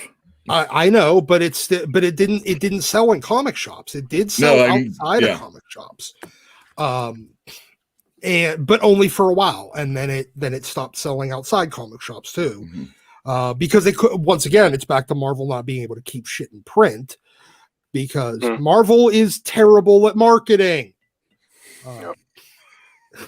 I need to beat this dead horse a little bit more. It's not entirely turned to glue. You know. The thing is that Diamond charges, to hold their stuff in their warehouse. And Marvel is notorious for not liking to pay royalties to people. I don't know how it works. Maybe Joe does. But it's like you have a certain amount of time where they don't have to pay royalties when they collect stuff. And then when that time's up, they don't like to go back to print because then they have to start paying people. And I assume...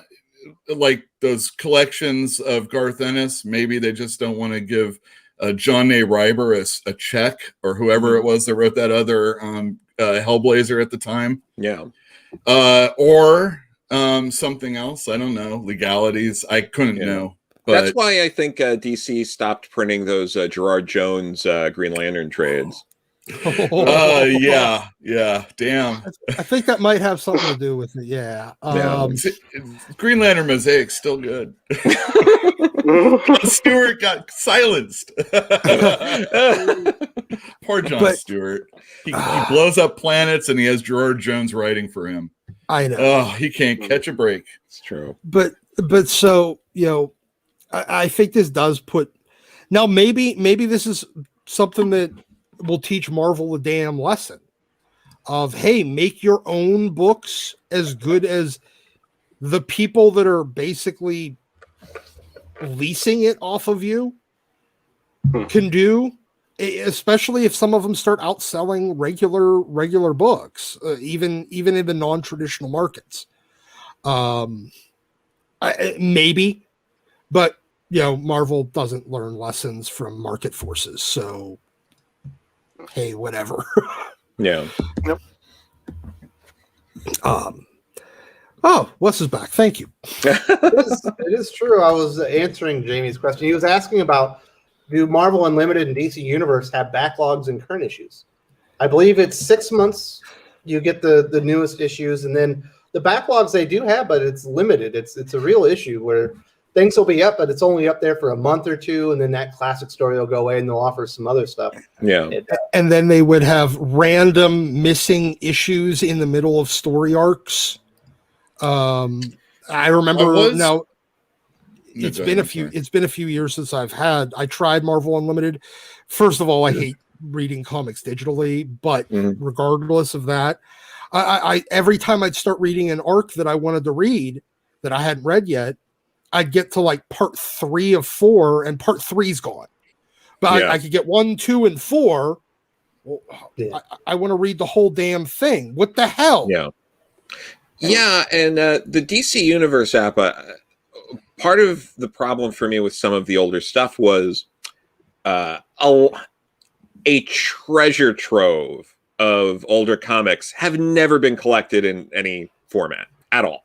So there's a lot of older stories that are like 2-parters or or intercrossed with other things, and without there being a trade, you got to do all the legwork of being like, so you might read an issue of Detective, and then you go to read the next issue, and you're like, what this is the part 2 of something, or this was set up in Batman, and then you have to go on and look and which Batman issue was it, and then you have to go and find the Batman issue.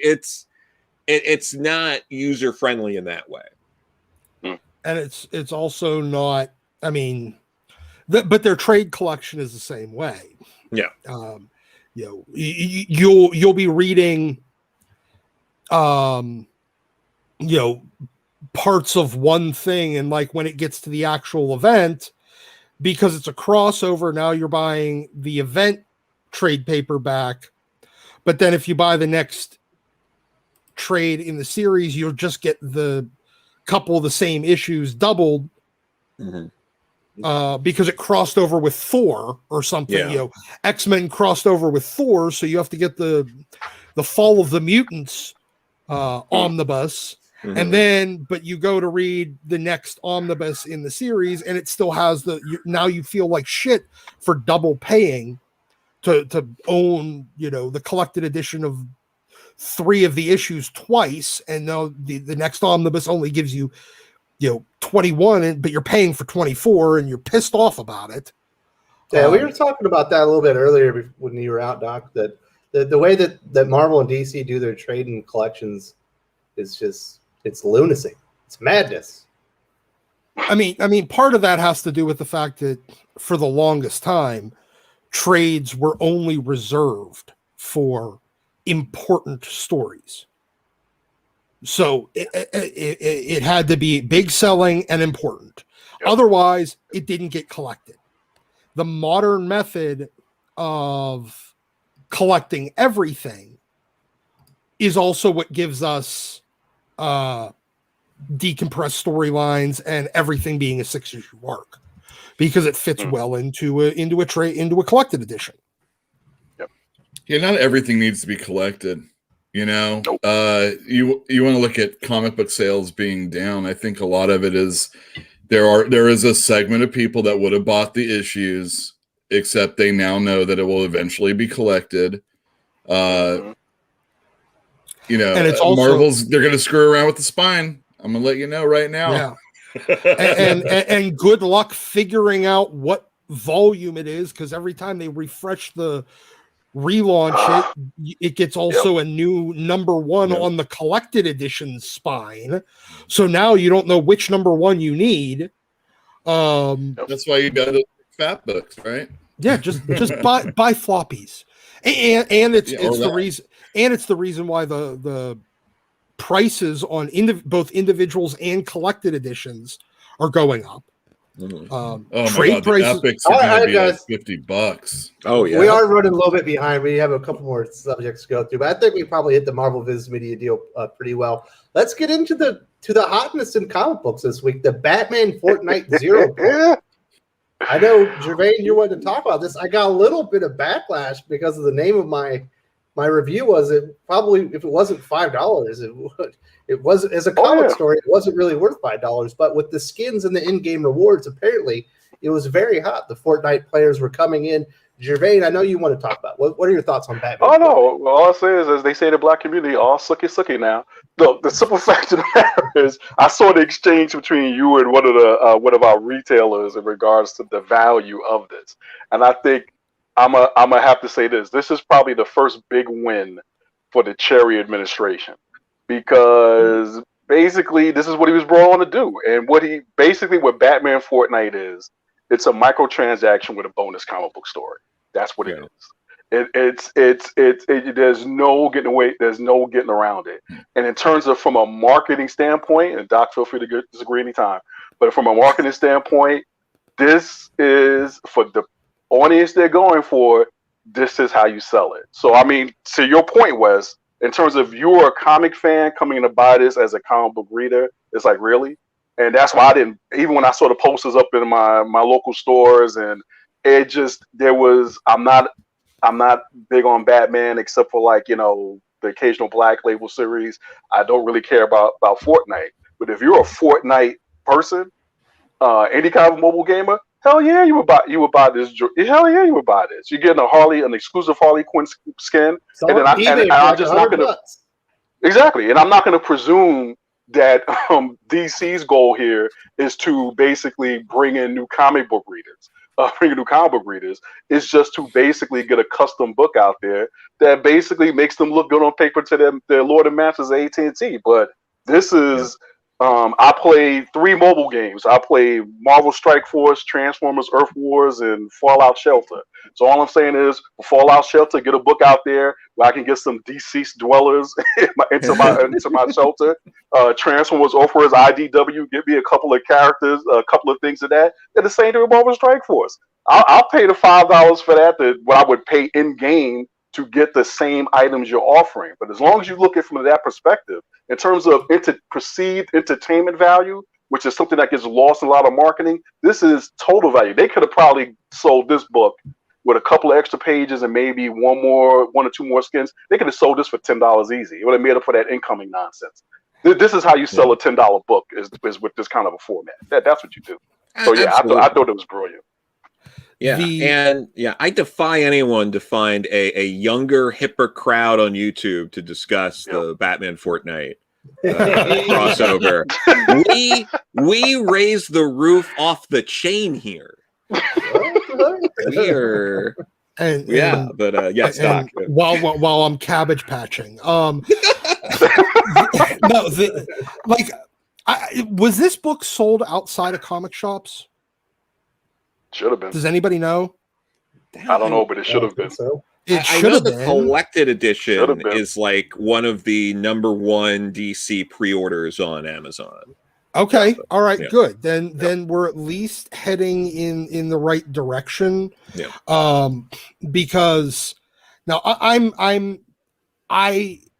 remember whenever Marvel's had their Contest of Champions game out for 5-6 years now, and they tried doing a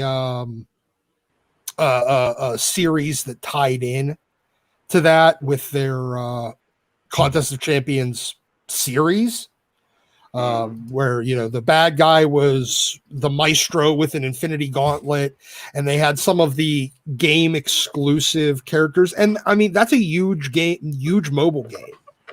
I still play it. I've been playing it for years. They still got a couple of million people, or like 20 million people in their user base, some crazy shit like that. But I don't know if these comic book video game crossover things ever really translate into anything. We have somebody that would know. Yeah, Jon Carter. Did this bring people into the shop? It definitely. So I fielded a lot more calls and I saw a lot more people than I've seen since I've been open. So yes, there was a lot of people that came in looking for that book. Did they walk out with other books too? On other books? Or were they just there for that? All right, so I didn't order Fortnite heavy. I'm one of those guys. I know. But funny enough, either did anybody else in my area. So there was a lot of people coming in that were not going to be happy about it. I have customers that I pull for regardless, and they might actually go back out on the shelf. Check back with me next Tuesday. But I'm going to probably sell the entire series to someone rather than jack up the price for #1. So that's how it's going to be if I have any next week. There's the reprints. I'll get people in on that if they want that. I didn't get anybody looking at comic books afterwards. They just went away dejected. Oh, well, that's too bad. Well, there were people I ordered it for, though, like, you're supposed to do. And they were really happy, and they bought the comic, and they left. So there you go. Well, they got what they wanted, and that's the most important thing. Joe, That is true. We have you murdered that guy with $5 Canadian. What is the word for the thing that a person stewards, or a person one is entrusted to be the guardian of?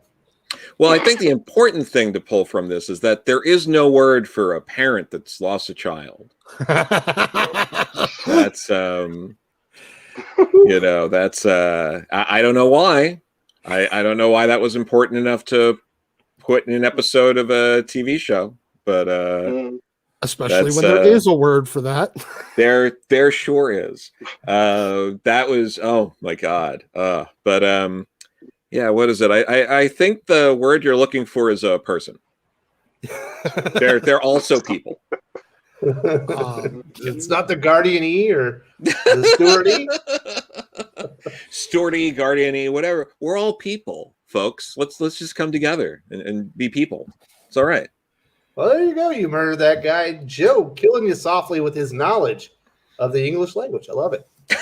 It is, by the way, it is Ward. Yes. But no, I don't. I like the idea of these crossovers. I just don't know how successful they are. Mm-hmm. I mean, this would be a great if they would have marketed this to put it in normie spaces where kids that are interested in Fortnite would be going. Isn't it better to have it in the comic shop so people know that there's a comic shop there and there's this whole store with all these cool Batman stories I never knew about? No, all you do is throw in a goddamn ad at the end for the comic shop finder. Is that what you want? Do you want a comic shop finder ad in the book, or do you want the customer to come into your store to get the product? Column A and column B. How about both? That would be great. The other thing about ordering stuff after it gets hot, you don't know what other stores are going to be ordering on that, and and you don't know what order. I prodded, so not everybody's going to be as insightful as I was in the situation. I actually asked people, "Am I like the third person you chose to call?" And kind of figure it out, because if they're going to the store that everybody knows, they're Google searching Berkeley, California comic shop. Well, that could be Berkeley. That could be the way it is. That could be. They could just say comic book store near me, and then even if it's near you, there might be something. I don't know how those games are played. Yelp reviews and all that other stuff. My guess is that. Well, go ahead. Go ahead, Doc. I was just going to say my guess is. You know what? You go. I'm done. Okay. All this, it's like, what is the purpose of this book? So, I take Doc's point is that doesn't necessarily translate into new comic readers. And so far from what you're sharing, it's not, because they're just coming in specifically. The value of this item is the end game item. That's what it is. The comic book is almost superfluous to why this particular group of customers is coming into it. So the thing is that all DC can do at this point is just identify other games like this and just offer up the same thing with different characters. I'm not saying doing Wonder Woman. I'm not saying that. What I'm saying is that, yeah, you might do Superman, something like that, or Deceased, something like this tied to the game, but it's all about this in-game item.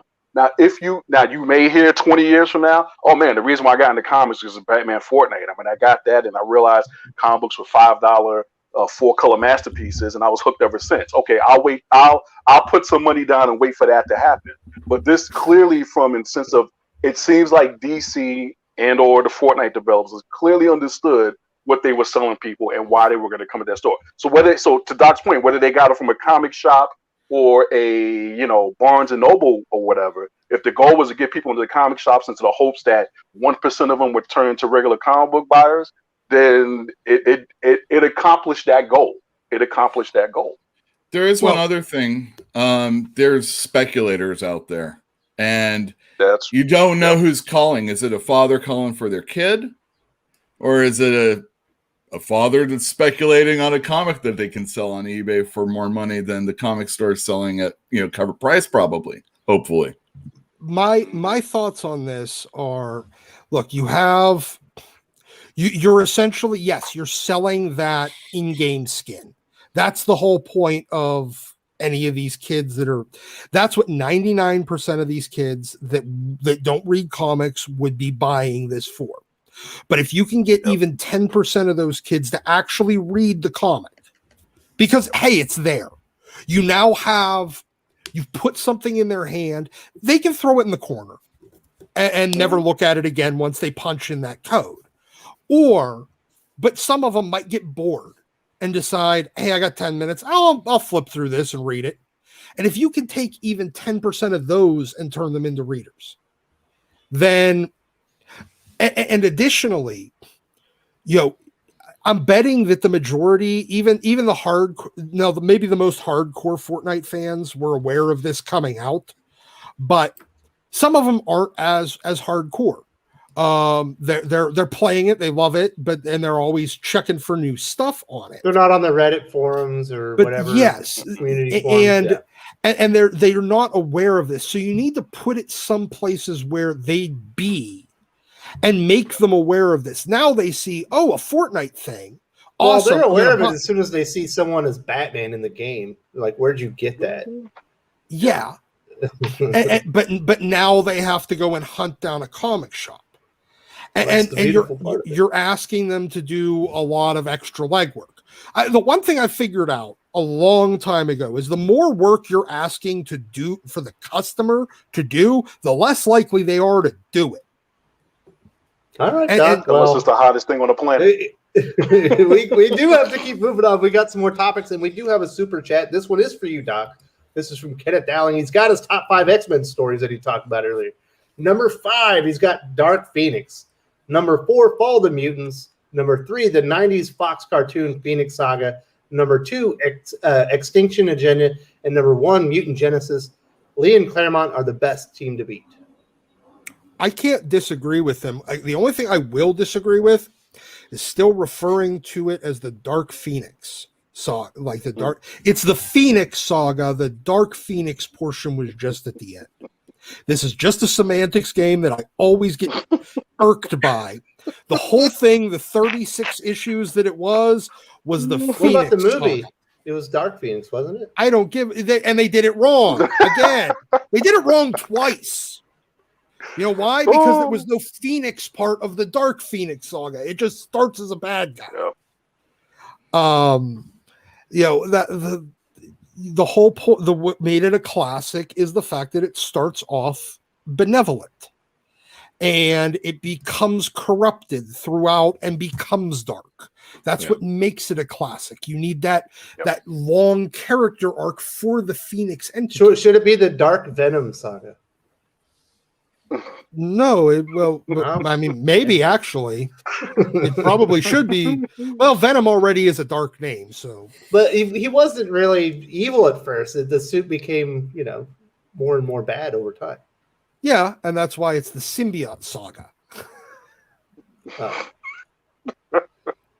it straight, people. You're not going to throw it in his face that he has no Outback era X-Men in here, Doc? No, I can deal with that. Plus the fact that Fall of the Mutants kind of led right to the Outback's era.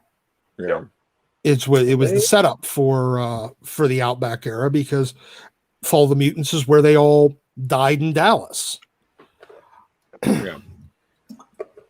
So all right, so there's Doc's opinion on your top 5 X-Men stories. He approves Kenneth Dowling, and we knew that he would. He loves everything X-Men.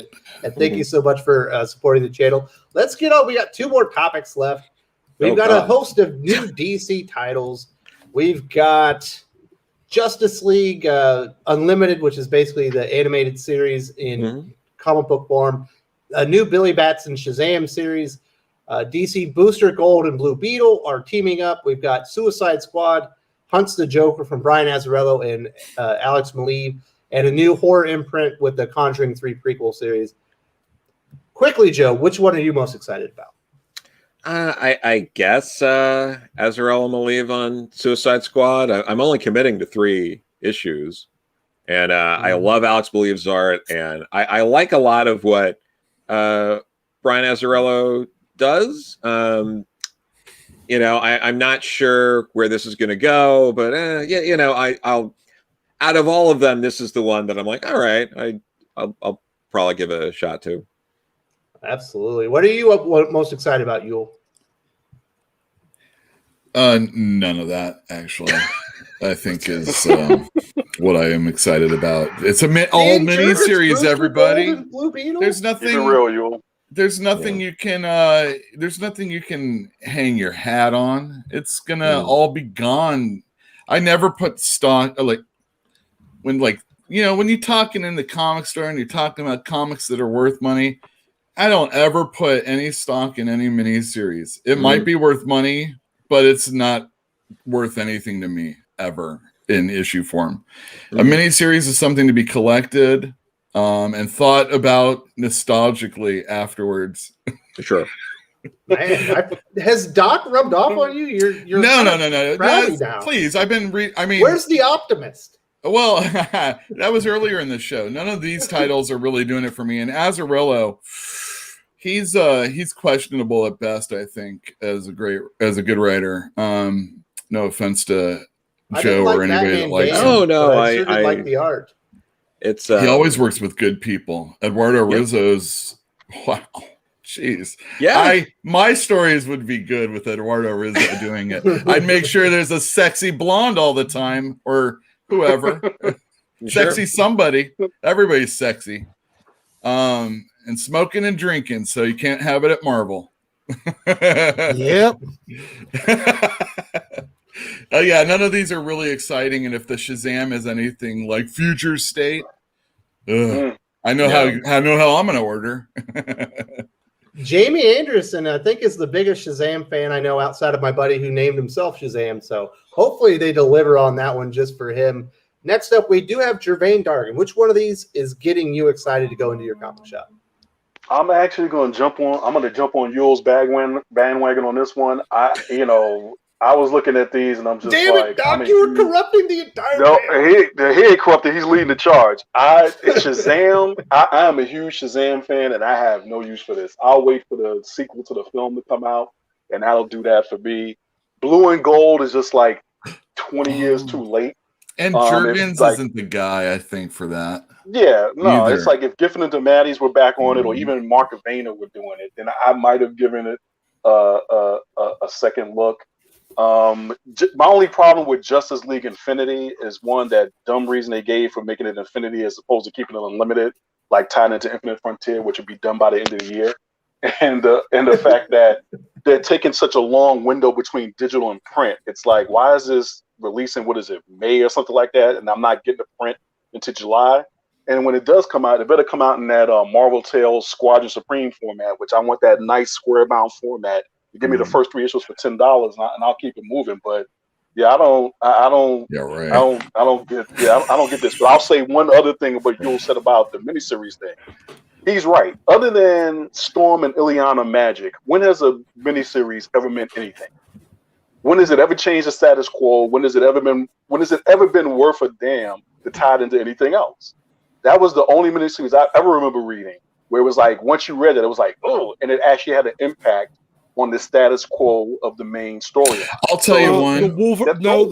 The Claremont Miller Wolverine miniseries. Okay, that's a good one. You're right. And X-Men Micronauts. It was totally the thing that led to Baron Kars's demise at the end of Micronauts. So stick that in your pipe and smoke it. Eat it. I'll give you Wolverine, but you ain't about to tell me about X-Men Micronauts. Actually, all right, which guys?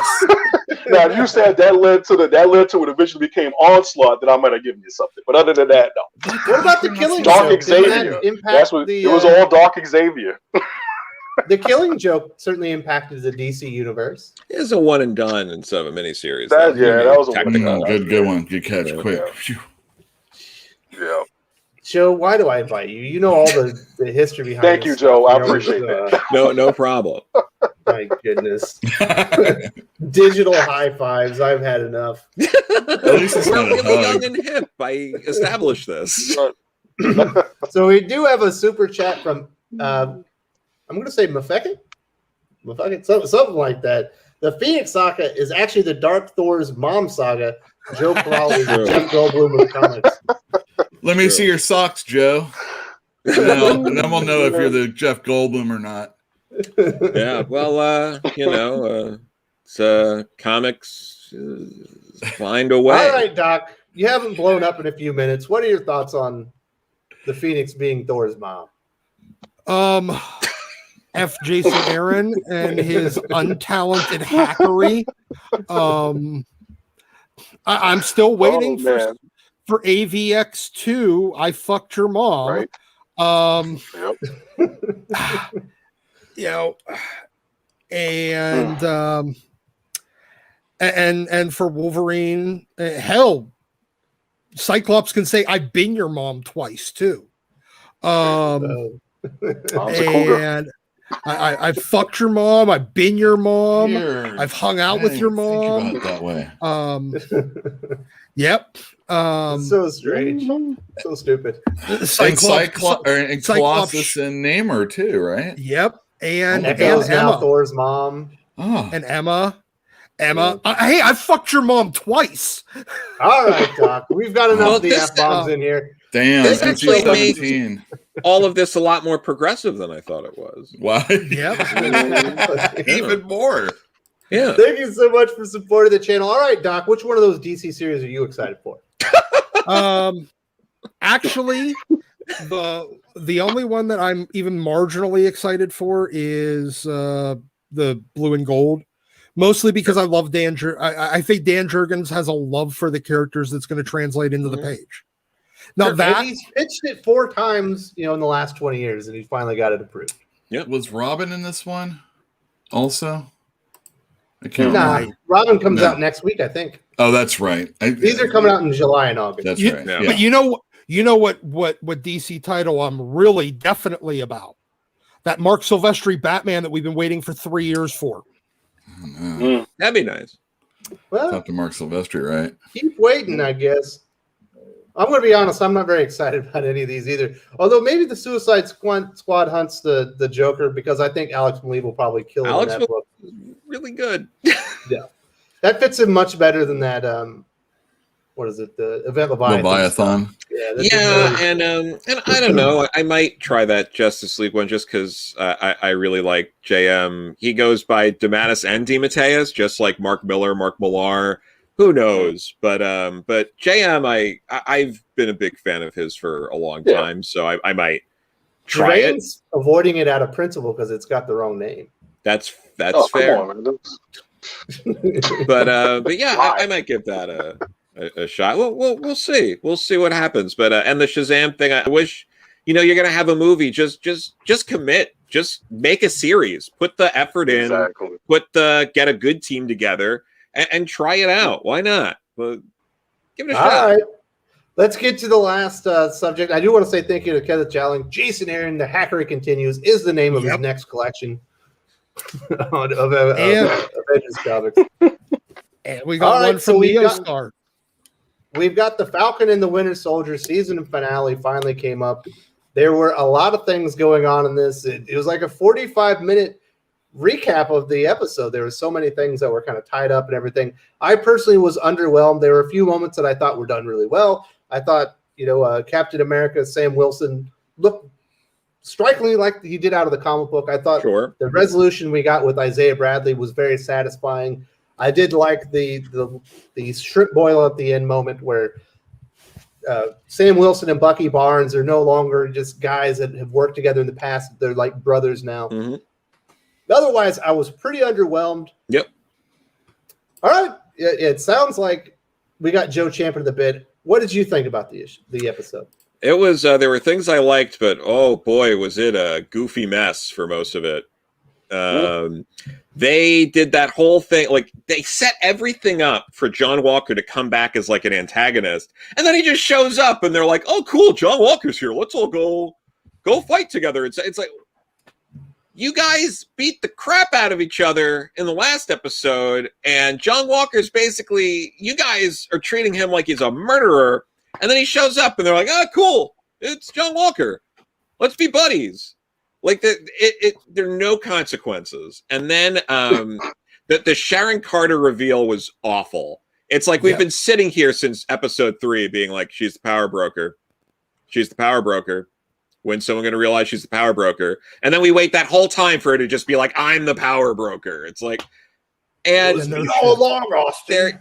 There was nothing more, like, for all the people out there who go like, I can't read Silver Age comics, they're too goofy. Give me a good old, like, a Marvel live action show. There is nothing more dumb, goofy Silver Age nonsense than Sharon Carter, like, trying to get her job back and all that, get her stuff back from the government. And then she's barely out of the building when she picks up her phone and goes, yes, I got back in the government and I'm going to give all the plans to you guys so that way we can be evil together. Wahahaha. It was like, what the hell? Like, that was the goofiest stuff. It's like, what are you guys doing? It was, what a mess. I really liked a lot of the stuff with Isaiah Bradley. The one thing about it that rubbed me the wrong way was it's like everyone knows who Falcon is. They established that he's recognized on the street. And they also established that Isaiah faked his own death and is trying to avoid the government. Maybe if you're so high profile that people recognize you on the street, you shouldn't keep going back to this dude's house and checking in on him, because maybe the government's going to, I don't know, track you or something and be like, why Sam going and talking to this guy? Let's look him up. And then if it would take such little effort for them to figure out that was Isaiah who had faked his death. It's like, you are endangering this man's life by going to his home multiple times. What are you doing? And they established that was the case. It's not even like I'm jumping to conclusions. It's Isaiah straight up said, I was imprisoned. I had to fake my own death with the help of that nurse and get out of there. And Sam, they establish. People if they find me, they'll arrest me and do stuff to me again. Yeah, but then they're like, yeah, whatever, fuck it. Let's just keep going and hanging out with them, and maybe no one will, look into this. And then they also just sort of drop the whole his sister's house issue, and it's like, whatever. Yep. It appeared everything worked out in the end, but they didn't explain why. Yeah. Somehow he got a windfall of money that we don't see anywhere. Yeah, and it's like I shouldn't be rooting for John Walker to kick Carly's butt. And that's where I was. And I'm like, I don't want to, like, Carly became less and less of someone you could have any empathy for by like what was it, the third episode when she was like, let's murder people. And then this episode, how many times did she go out of her way to like break free to try to murder people?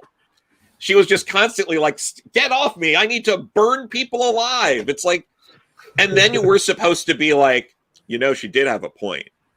Oh, she had a point. The crazy woman who kept trying to burn people alive had a point. Like, no, that's not how this works. Yeah, I had a lot of the same concerns. Not, you know what? They had every opportunity to make her somehow the heir to the, to turn her into sin. Yep. And like, I'm like waiting for it to happen the whole time. Thanks for subverting my expectations, Marvel. It was, look, they ended up this whole series. I did not like it. I didn't like it at all.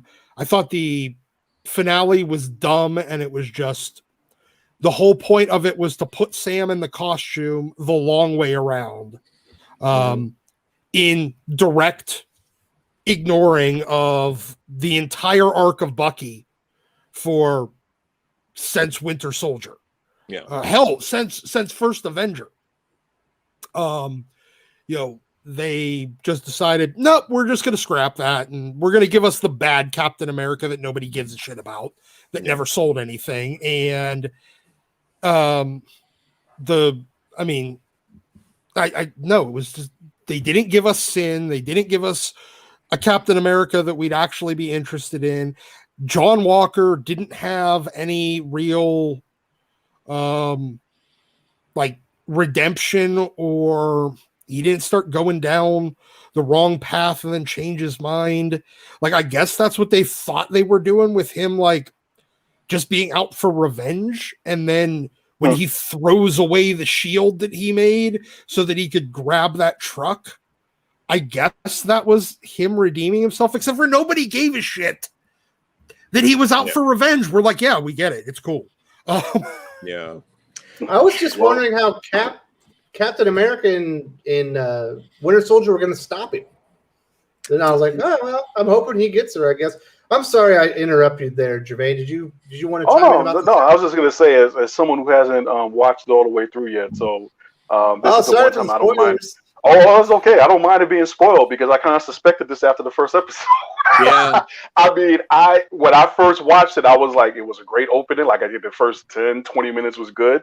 And then after a while, it just my wife and I were sitting there. She's on her phone, because it was just it was just not going anywhere. Yeah. And then with the whole John Walker thing, it sounds like I'm not going to get the U.S. agent I was looking for out of this.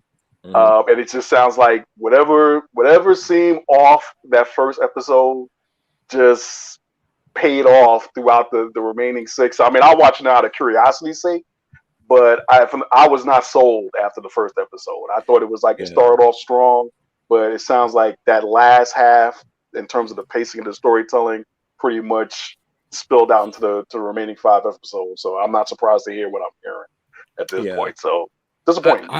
I'm much more enjoying Invincible than every episode of Invincible is significantly better than any episode. Go back and look for some back issues. Yeah.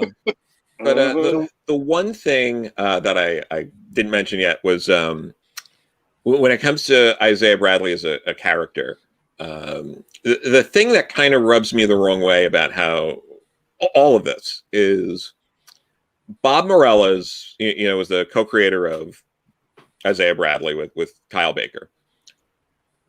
He was supposed to show up in Captain America: The First Avenger in that movie. They were supposed to reference him, but it was in Bob's contract that he had to get paid if they did that, so they cut it. And now, Bob passed away. It was 8 years ago. This past Sunday, he passed away on April 18th, 2013. He didn't have a wife and kids. So I guarantee you he's in this show because they didn't have to pay anybody. Yep. That's Catholic Church stuff right there, boy. That stuff bothers me because I see all these people make a big claim about, this is, this is great seeing this. This is progress. This is, and people make it a big deal out of it. And it's like, well, it's not as clean cut as you might think. Well, because on that note, we do have a super chat from Kenneth Dowling for $20. Thank you so much for supporting the channel. It's very generous. Falcon Winter Soldier, I would say things could have been plotted out more, but I enjoyed it. Apparently, there were a lot of reshoots because of the pandemic, and then I guess there were portions of the story arc that were about a pandemic that had to be scrapped. So it kind of makes sense why not everything kind of mixed up well. Yeah, John Walker was never a complete bad guy or a good guy. I don't agree with that. He literally chopped somebody's head off on national TV with Captain America's shield. That feels like a bad guy move.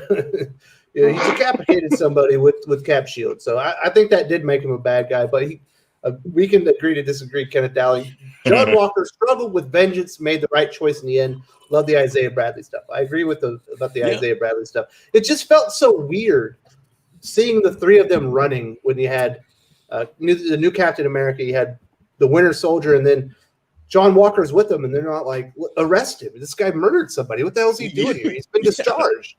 He's disgraced the shield and disgraced his nation. They're just like, oh, thanks. Good thing you're here. It's like to help out. It felt so weird. I'm perplexed on the Isaiah Bradley thing. How at the end he's like they never made any mention to what paradigm shift occurred that suddenly he can have a goddamn statue in the Captain America Museum. They're acknowledging his history. Yes, I understand that, but he's still wanted apparently. Well, you don't have. He can be dead and have a statue in the Captain America Museum. I'm how he's able to just kind of wander in there and nobody notices him. Well, hey, wow, you look a lot like that statue. It was at night. Yeah. It was clearly not open.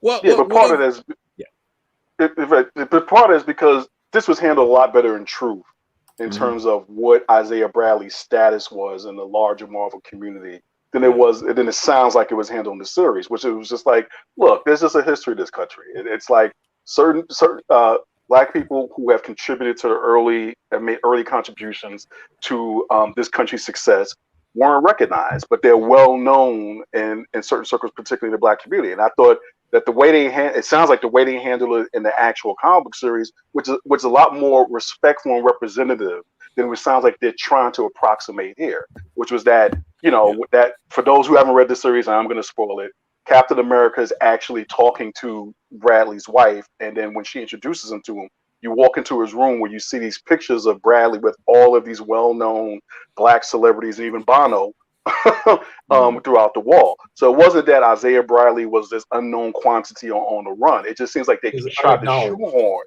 Yeah, exactly. It just wasn't public knowledge. They're trying to shoehorn a bunch of stuff into these 6 episodes, and now that they should have told a longer story or just done a second Falcon and the Winter Soldier series. But it's just like, maybe it was the pandemic production schedule, whatever it was, but it just seems like they didn't know what story they wanted to tell. Yeah. That's what it sounds like. What I think would have been much more impactful, because they were going for that impact gut punch kind of thing there. Mm-hmm.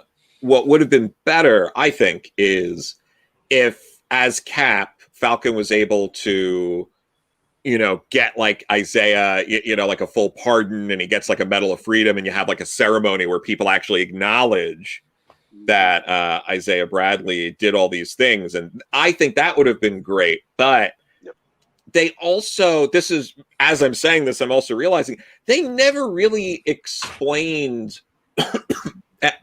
exactly why the government kind of like relented. It was just like, sure, you're Cap again. Like, you can be Cap again. Sure. Why not? They just started calling him Cap. Yeah. It's like you had this whole, like, it felt rushed. The whole ending felt very rushed. And it's like, I needed more, like, instead of them fixing a boat for like 45 minutes in the last episode, maybe they could have, plotted some of this out and give it the room to breathe for the finale. So we could establish why, Sam gets to stay as Cap, and more on how this works exactly with Isaiah Bradley. All right. Does anyone else have anything to say about Falcon Winter Soldier? And thank you very much to Kenneth Dowling for contributing to the show. Yes, really appreciate absolutely. it. Thank you. Yeah, WandaVision was better. Invincible is better than all of them. All right. Does anyone have anything to say about Falcon Winter Soldier? I think we're done. That's the series. We shall see. It sounds like we might be getting a second season out of it. And it's time to wrap this bad boy up. We got comic book recommendations. I'm going to give mine real fast. It's Way of X. This could be an amazing comic book, or it could be retroactively destroyed, depending what Simon Spurrier does with it. But it at the end of it, it leaves some open questions and some directions they can go. That's the only book that I've read really worth recommending this week as far as new comics. Old comics, I'm going to be recommending Iron Man 149 and 150 and Iron Man 200. We are going to be doing our next comic book retrospective on those issues. If you would like to be upfront on them, when we talk about it. All right, Yul, what are you recommending at the Fantastic Comics this week? All right, here we go. Stray Dogs #3. It's a really good series, and I loved it. It was it's like dogs, like Disney type dogs, and there's a murder. It's a mystery. Image also puts out Post Americana #5 came out. This is like the wildest shit going on right now in comics, I think. Stop me if you're bored of Ram V comics. Many Deaths of Layla Starr. Philippe Andrade did the artwork. So good. It's about Death losing her job because a person is being born that's going to discover immortality, basically. Anyway, those are 3 I would recommend checking out. There's more, but yeah, that's it.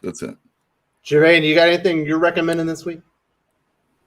Just Alien #2. I think they're doing a really good job set up that story. It'd be nice to know if it's how long of a series it is. But I'm liking Alien so far, and Power Rangers 6. They're still doing a good job at Boom over there. So nice. I just wish they would have brought the Alien artist over from Dark Horse. That would have been good. Yeah. Salvador LaRocca's doing a lot of copying in that one. Doc, what are you recommending? I'm going to recommend ASM. Came out this week. I'm going to kind of recommend Way of X. I feel dirty recommending any book with a $4.99 cover price, though. But it is a lot of extra pages. Read. Yeah, it is. It's a lot of extra pages. But what I'm going to really recommend is I'm going to go back to what I've been recommending for a while now. Invincible. Go pick up the Ultimate collections. Go pick up the compendiums.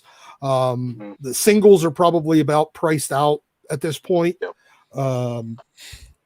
And I'm also going to reiterate my recommendation from earlier. There's 5 Warren Ellis Stormwatch trades. Lightning Strikes, Forces of Nature. Those are old. Change or Die. Final Orbit, and I can't remember the other one. And there are these authority trades like that. A Finer World. And then I'm going to recommend the first volume, the first 12 issues of The Authority. You could still, I think they did the I think they did a reprint recently of the Absolute edition. They did a reprint about a year or so ago of Absolute Authority. It's definitely worth reading it in the oversized hardcover format with that slipcase. But yeah, go check those out. Awesome. And speaking of Doc, if you enjoy his contributions, tomorrow we're going to talk about some of the contributions to X-Men this week in Way of X. So if you wanted to hear a little bit more about that, he will be on there. And then I'm going to be doing my Marvel solicitations for July video. And then we'll also be doing the comic book writing 101. It's going to be about including humor in your story and creating jokes, stuff like that. That should be very good. And last but not least, I did not forget about you, Joe. What are you recommending this week? The Many Deaths of Layla Starr was probably my favorite book I read this past week. So I'd follow up with that. Scout's Honor #4 came out last week. I wasn't here then though, so gonna recommend that. My buddy David Pepos has been writing that. I'll reiterate, Marvel Fanfare #18 and Action Comics 554. And also, I always am up for recommending a lot of pretentious crap. I read a lot of pretentious crap. One of the things I was reading this past week was Last Days of an Immortal by Fabian Vellman. He's a French guy. I love his graphic novels like This, Beautiful Darkness, Satania. Also been going and reading some more Daniel Clowes, like the old 8-Ball stuff and things like that. So yeah, divvy it up a bit. If superhero comics are getting you down, grab some really pretentious stuff over at Fantagraphics or Drawn and Quarterly, and then you get to feel better than everybody else. You're like, oh, I read Comics. You say it different. You put an X at the end. It's really fancy stuff. Do you read Michael DeForge? Because he just had a new book come out also. I haven't read it yet, but I do like his stuff. Yeah, his stuff's wild. Yeah. All right. Well, thank you, everyone. We will be back here next week for another edition of the Comics Aficionados. I got it, Doc. I did say it. Thank you very much to Kenneth Dowling for supporting the channel. Recommend reading back issues. Gervain, great explanation of the Isaiah Bradley comic story. Wes, don't disagree on what John Walker did. He is a conflicted character. Doc, thanks with Phoenix. You're the X-Master, no joke. And take care, gents. Awesome. You take care as well. And thank you so much. And I hope everyone has a wonderful weekend. And I will see y'all later. And wash your ass.